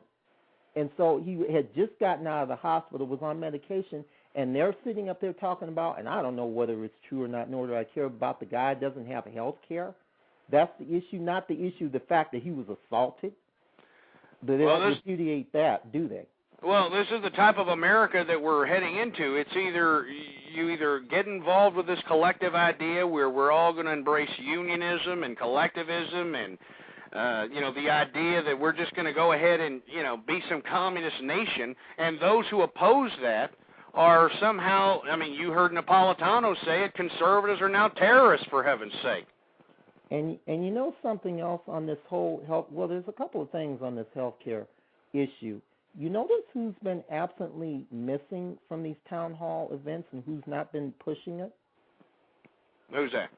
Well, actually, two people. Now, they haven't been absent from the issue, but who's not been pushing it. One of them is Dennis Kucinich, and the other is Bernie Sanders, the ones that they say that they always listen to. Yeah, well, and then Kucinich is similar to what I'm talking about, just expanding the health insurance company. I mean, but at the same time, he's also for a single-payer system, so I'm not really... he's for single-payer, and I'm not for that issue because I don't think that it's sustainable. But he did have something in an amendment that I kind of do halfway agree with as far as allowing the states to have the option to be able to decide as far as making it a so-called state issue, because the truth of the matter is I don't know if there's one perfect solution to this whole thing or not. But I don't believe in this uniformity that one size fits all. I don't believe in the single-payer thing because, and that was the other point that I was going to bring up. I was debating one of these idiots, these phony progressives on their show, and basically, and I'm paraphrasing, but basically she brought up the point about what is a human life worth or how can you put a price tag on a human life. Okay, that's fine. If that's a strong argument you want to use, fine. I brought up the fact that this $600 billion proposal that they want to cut out of Medicaid.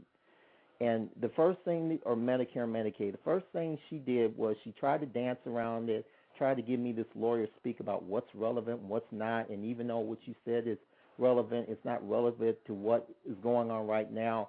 She tried to basically say that wasn't on the table. Yeah, well, liberals are great at doing that. Remember, they have the greatest hair splitter in the world on their team, Bill Clinton, so... And then I brought up the fact of Tom Daschle's book. I brought up the fact of Joe Biden's statements himself. I brought up some pages showing that in the bill that they were going to do this. So I basically nailed her on, and I said, okay, well, this was your statement about what is a human life worth. Okay, well, according to this administration, they're putting at least a $600 billion price tag on it, at least when it comes to seniors that are over 65 years of age. So why is it that progressives are not howling and screaming about that? Of course, she couldn't come up with an answer for that. She actually had somebody else on her show that was one of these activists or, one of these lobbyists or whatever and stuff like that, and they both kept dancing around that issue with me. The reason they're dancing around the issue is because this is the hot point at the Hill up there. That's what they're talking about in Congress and Senate when they debate over this ridiculous version of health care reform, is the idea that, somehow you're going to have to reform this situation into a either communist situation where we're going to have the government pay for everything, and if the government does that, these bureaucrats aren't too happy with the last 4 years of life scenario. I don't know if you're too familiar with this debate that's been happening on the Hill, but the last 4 years of everyone's life is the most expensive portion of health care cost when it comes to individual health care. So this is the debate that you're speaking of here when you talk about anyone who's over 65, about some bureaucrat dictating whether or not they're going to live or die. And I know that these liberals try to skirt around that particular issue, but it's in their rhetoric. I don't know if you've seen a couple of the bills that have came out here. They're actually talking about somehow curbing the cost of the last 4 years of everybody's life. Yeah, the section, I think this is section 1233 that's in H.R.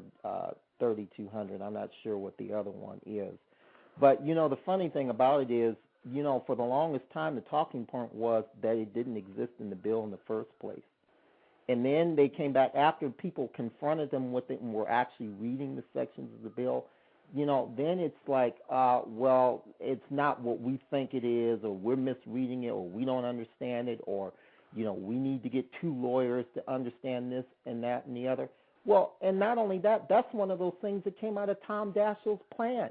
He based it off of a British model, off of somebody who had a brain tumor over there, that if they had caught it in time within 6 months, it could have been completely cured, but the government kept denying her this health care. Then they finally approved it. The people protested. They finally approved it after 18 months, but by that time it was too late. That was one of the examples that Tom Daschle put in himself. It's in his book. And if you read, there is another section in the bill, unless I misread it, I believe it's on page 29, when they talk about rationing.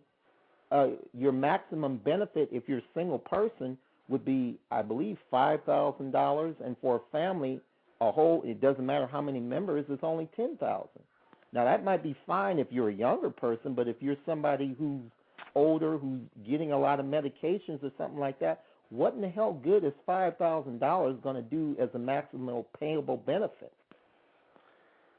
Yeah, and what's unfortunate is that you're airing out a lot of contradictions within the current proposals and the current systems.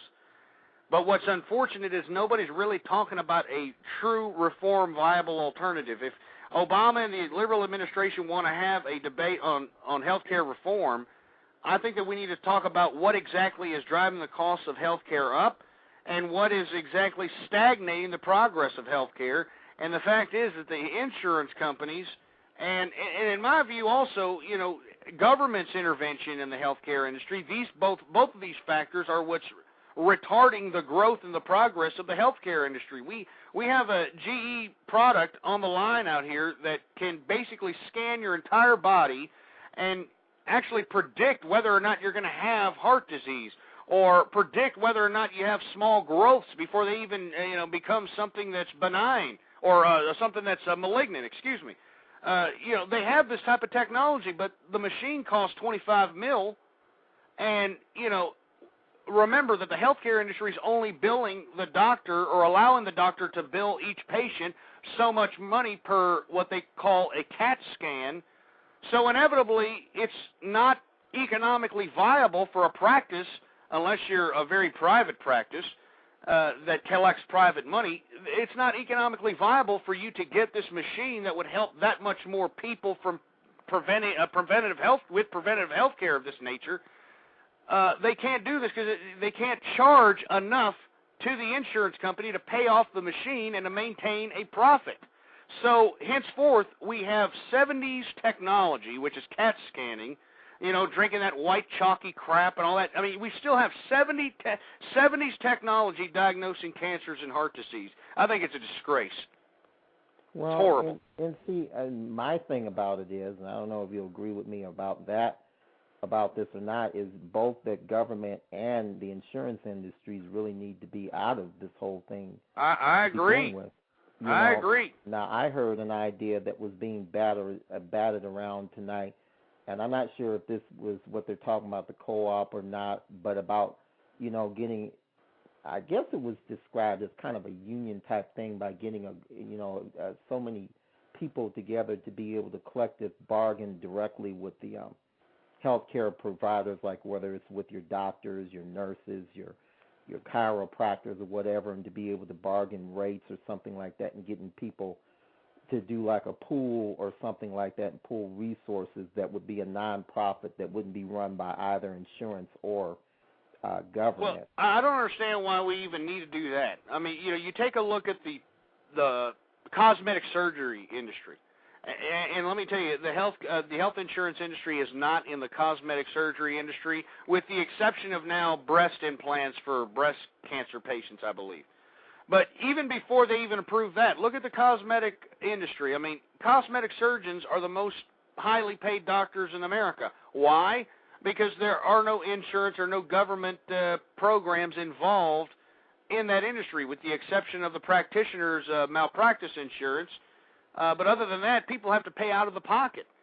And because of supply and demand, because everybody are more, they're more worried about maintaining the beauty of their face and the liposuction out of their gut than they are worried about their own health, they're going out there and, coming out the pocket for these procedures. And now, back in the 80s, to get a breast augmentation done, it was like $25,000, $30,000. Now you can go in and go out. It's a weekend procedure, from what I understand, for about $1,200 at some of these joints. And the point of the matter is that the market dictated the price because everybody wanted to go in. Everybody needs health. And I mean, if you want to relay it to the regular healthcare industry, everybody's going to need health. Not everybody needs cosmetic surgery, and yet the cosmetic surgery industry is less expensive than an open heart surgery, less expensive than an appendectomy, less expensive than a broken leg, for heaven's sake. Now, I think that there's something wrong with that picture when you can go and get a breast augmentation done, a butt lift, a butt implant, a chin implant, nose implant, cheaper than you can a damn heart stent or a broken leg or a broken arm. In my opinion, I don't understand why we should have any of these people involved, why it can't be just between the consumer and the doctor. I don't understand why we can't do that. I mean, you know, it works for the plastic surgery industry. Why can't it work for the healthcare industry? Well, from my understanding, that's kind of what people did many years ago, was that they just dealt directly with their doctors or surgeons, whatever, and negotiated the price because, you know, realistically, you know, they might have looked at what the person's income is and, you know, tried to figure out what it is that they could afford to pay. Now, you know, obviously if they can, with these insurance companies in it, and they can get away with scamming for a lot of money and never get audited for anything, which is, you know, the same thing that Medicare does with these doctors that provide these procedures that are not called for, and they never audit these books and stuff. It seems to me that's just the golden gate for just more rip-offs. So, I mean, to me, that would make sense. But, you know, then again, you know, you'd have to be looking at the, you know, the cost of all of the procedures and all that. So that's why I say I'm not sure, you know, exactly what the solution is, and I'm not sure that there is any one simple solution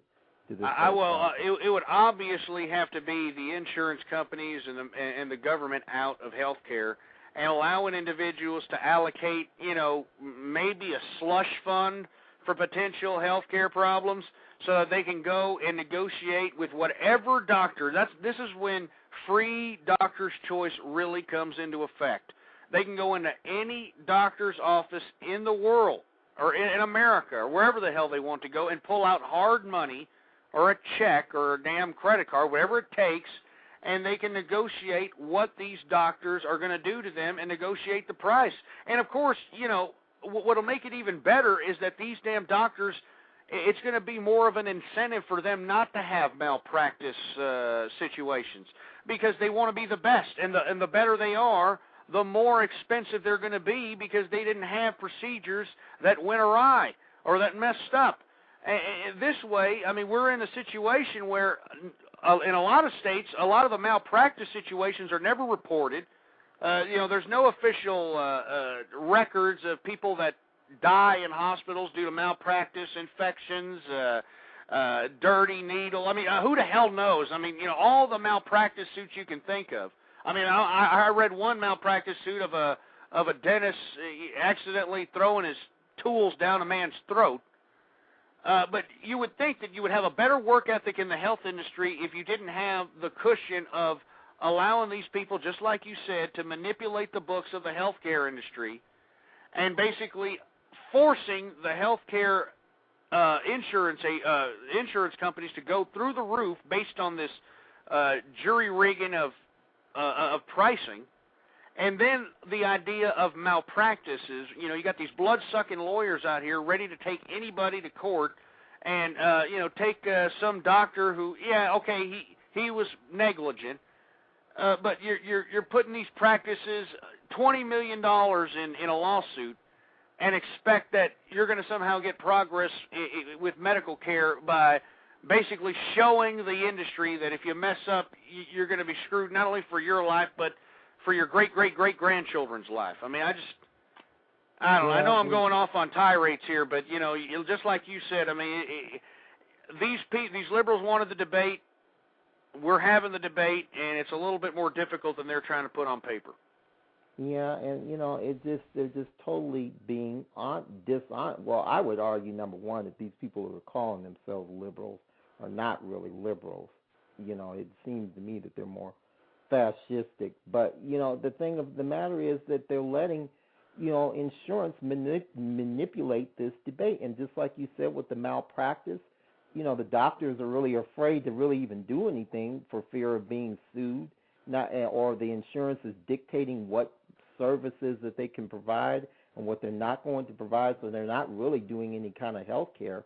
And let's not forget the pharmaceutical industries that are constantly pushing their drugs off on everybody and just basically turning everybody into a walking billboard ad. You know, I want this, I want that, I saw this on TV and stuff, and they just become nothing more than legalized drug pushers in their I agree. You know, this whole thing is just ridiculous from and the government's role in this should not be to own the healthcare industry, but to regulate and to oversee the industry so that it can be that unbiased mediator that can say, hey, wait a minute, you drug companies can't just go out and peddle Ritalin to our children by telling these doctors that, hey, there's a new thing called hyperattention deficit disorder, and you'll also maybe get a small commission or a nice free trip somewhere if you happen to sell these drugs to these kids. I mean,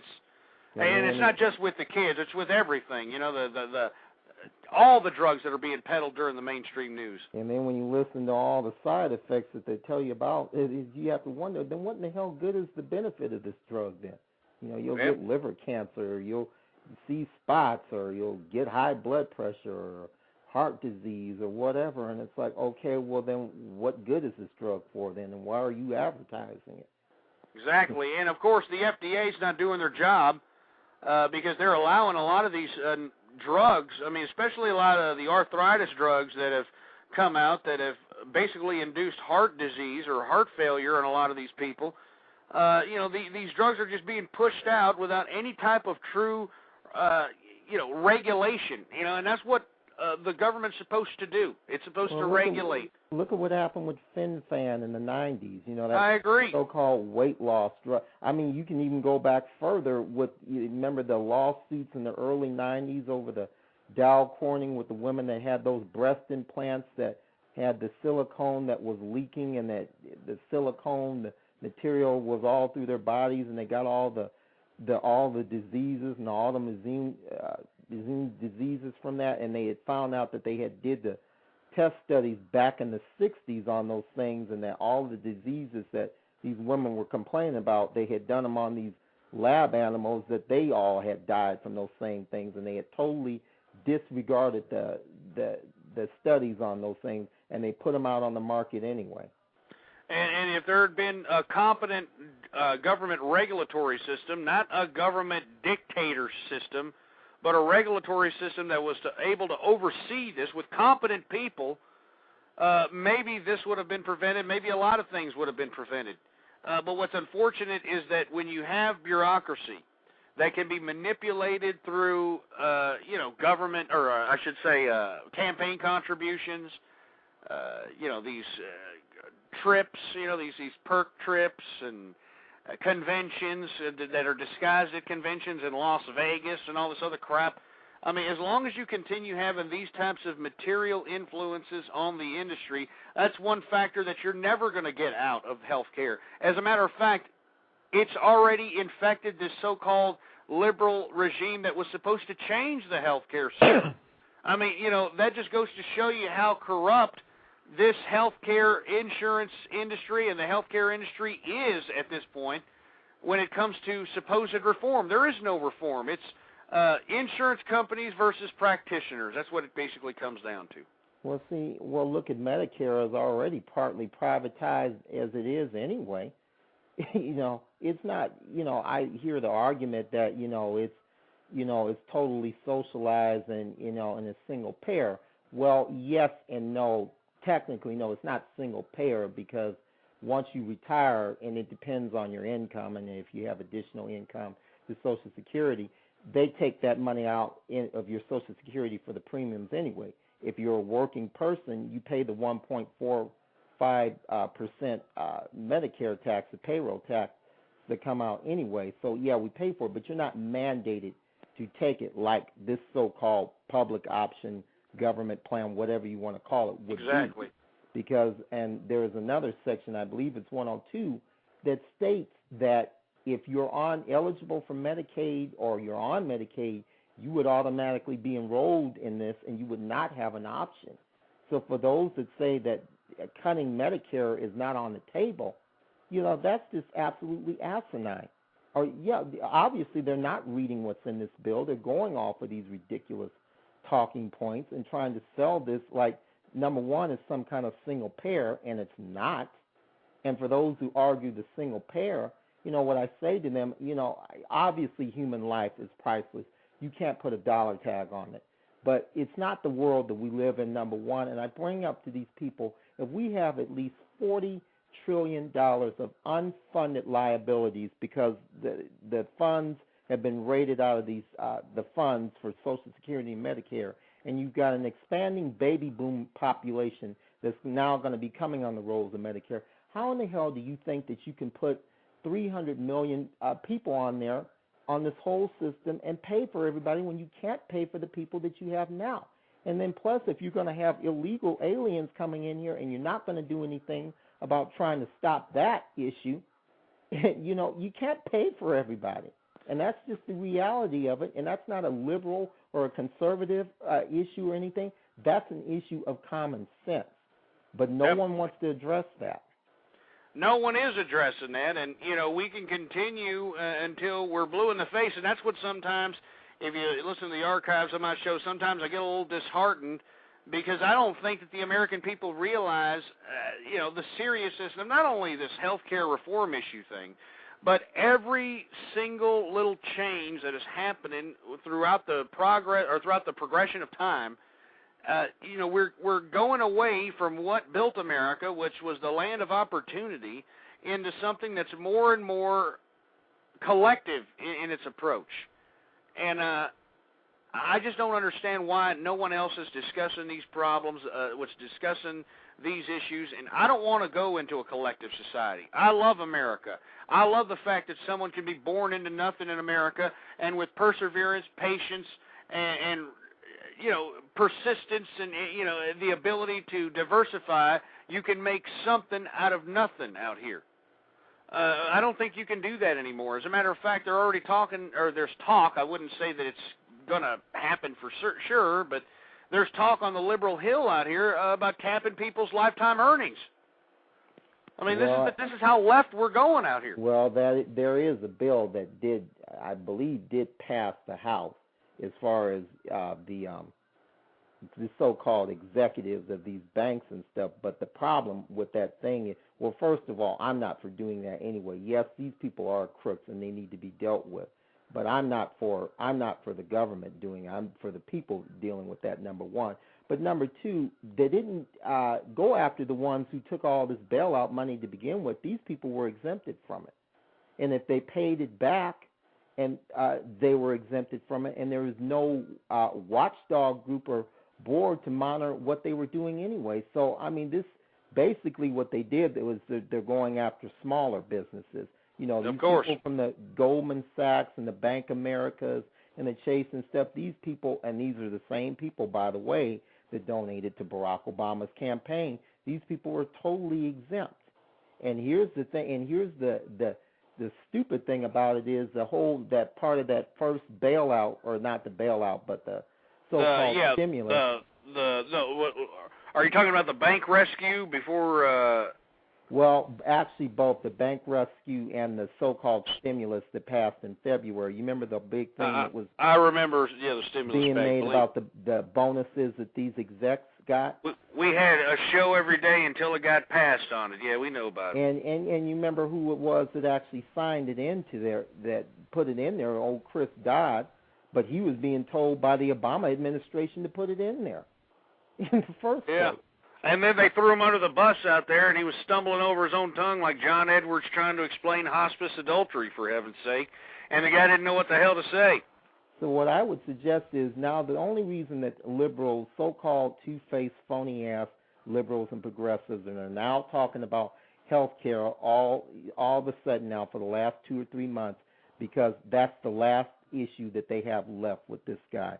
This guy has betrayed them and lied to them from everything from A to Z.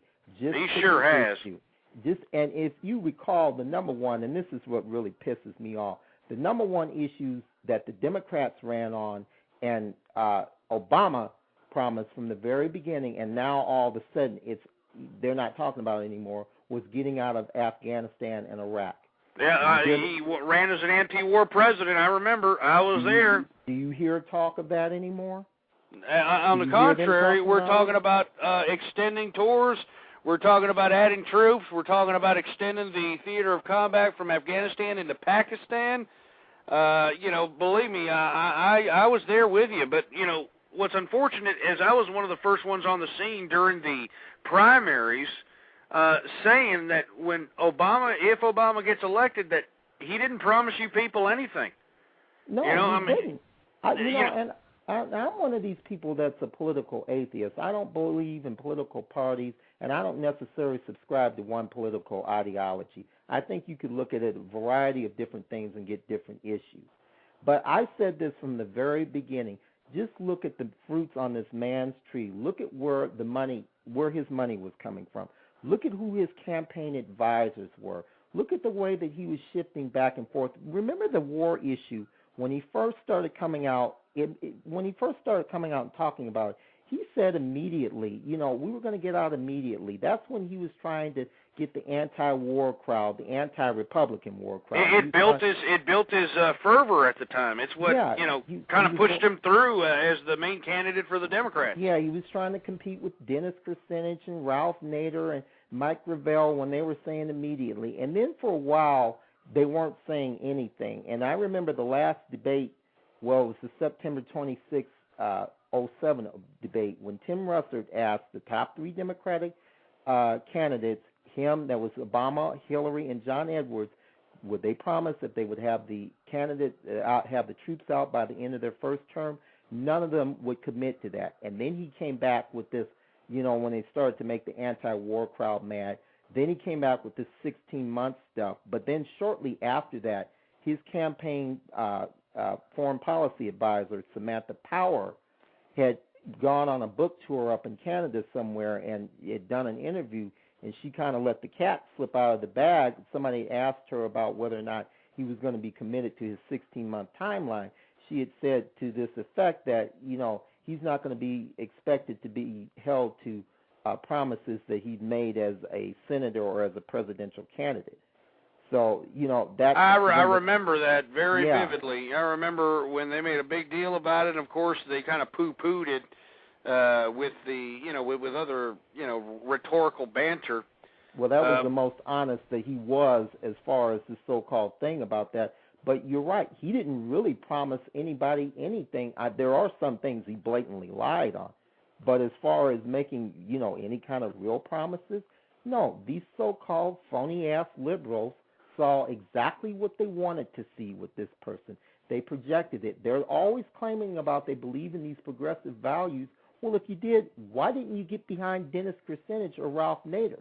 At least one thing I'll say about the Ron Paul people, they had the courage of their convictions and didn't allow the media to dictate who they thought was going to be the front reader.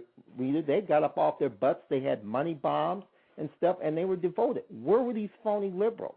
Oh, no, we got to be pragmatists. We got to go with what the polls say. If the polls had told them Hillary Clinton, they would have gone with her. So, that's what pisses me off about these folks. They don't even have the courage of their own convictions. I agree. I was a Republican for a long time until this past this presidential election, when I saw that they put in a bunch of quasi-liberals, wannabe conservatives as the front runners in the Republican Party, and I realized that this isn't a conservative America anymore. These are people that are wearing conservative clothing, and yet they're embracing teen pregnancy. They're embracing, these entitlement programs.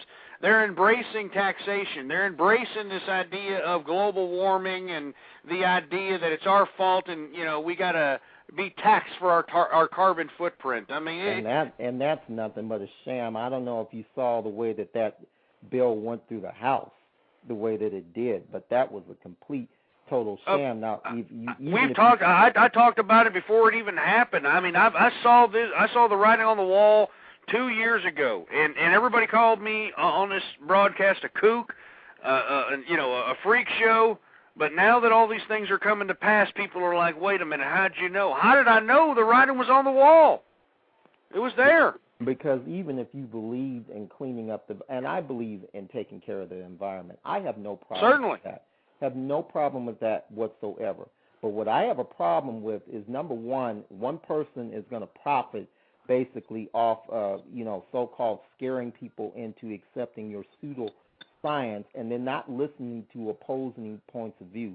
That's one thing. And then if you looked at the way that they passed this cap and trade in. They were telling their staffers to lie to the constituents that would call in and complain about it. I was one of them. One of the guys tried to tell me that the bill was only 300 pages.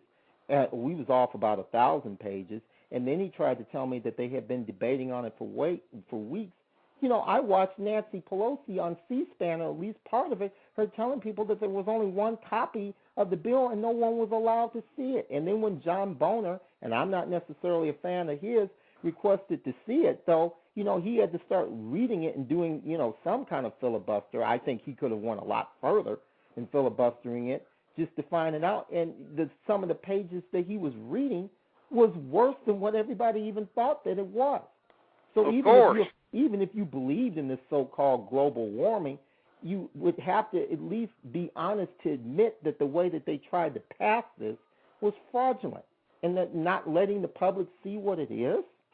I mean, come on. But this is the new America we're living in, unfortunately, man. I mean, you know, everybody has lost rational thought.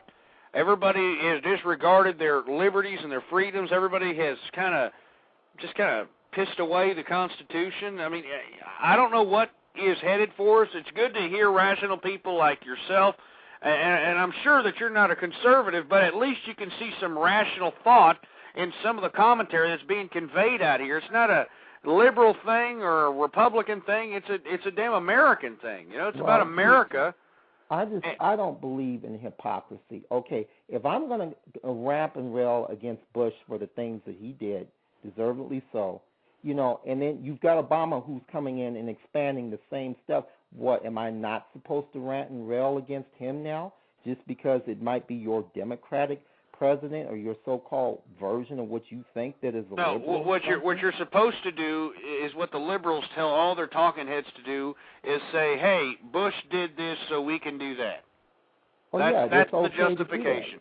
Yeah, it's okay. Yeah, it's the hypocrisy. And, you know, to tell you the truth, you know, not that I'm picking on one group over another, but I do get more pissed off with these phony liberals because they claim that they're so analytical and they think everything out and they're supposed to know better. Okay, fine. Well, then if you know better, then why are you going with this hypocrisy?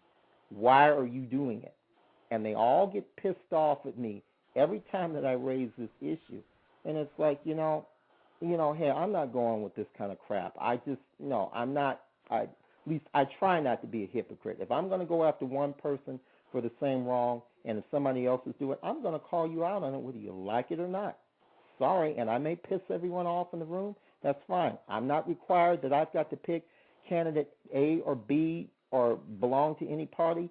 That's my business. I'm going to choose the person who I feel represents my values, and if that's nobody, then, hey, I don't have to vote for anybody. And I can complain all I want, and don't tell me that I have to come up with a solution to something, because that's just cold word for telling me, well, don't say anything against my guy.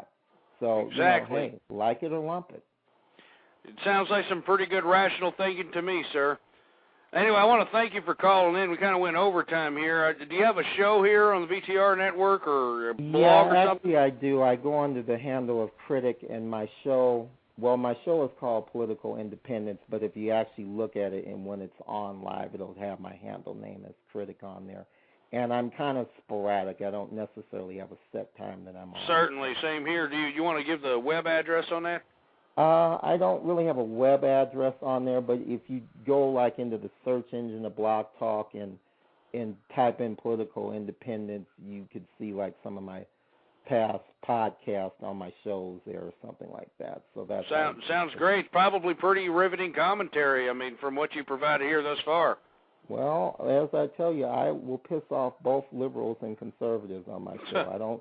I don't play favorites on. Well, this is America. You know, that's what we're supposed to do. We're supposed to initiate debate and hopefully come up with some sort of, better than both alternatives compromise. You know. Yeah, or at least that's what we've been told.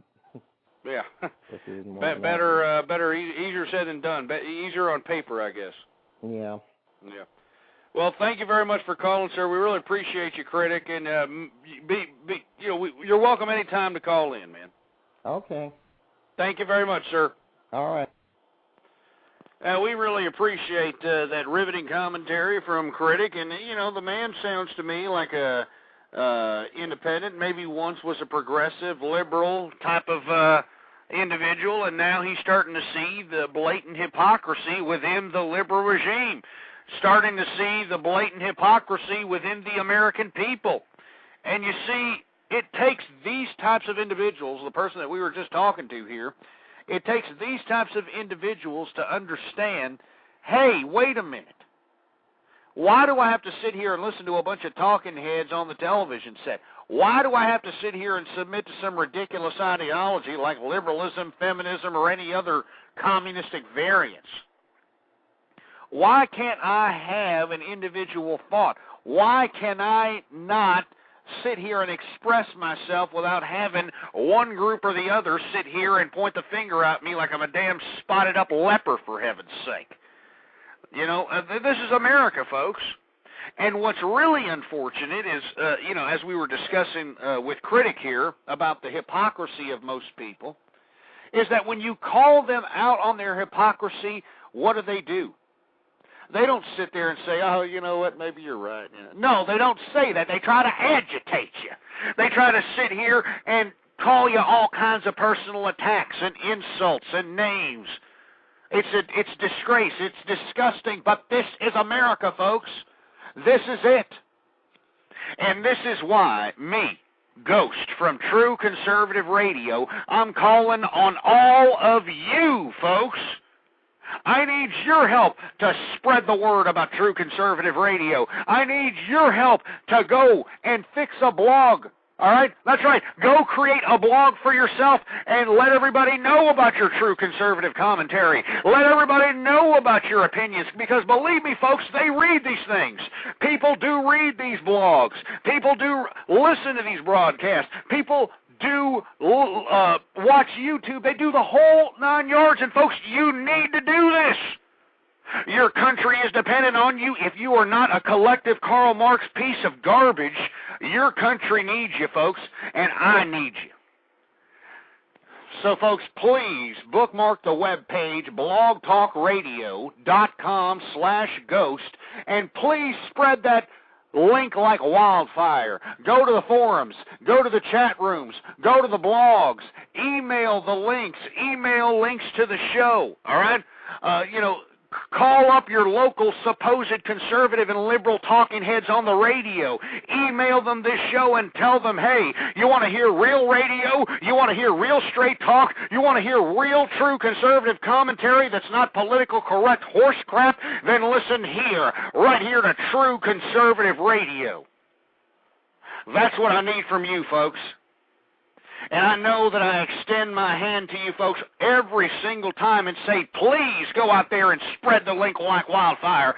But, folks, I can't say it any more than I can right now, folks. I need you to go out there and spread the word about True Conservative Radio, folks.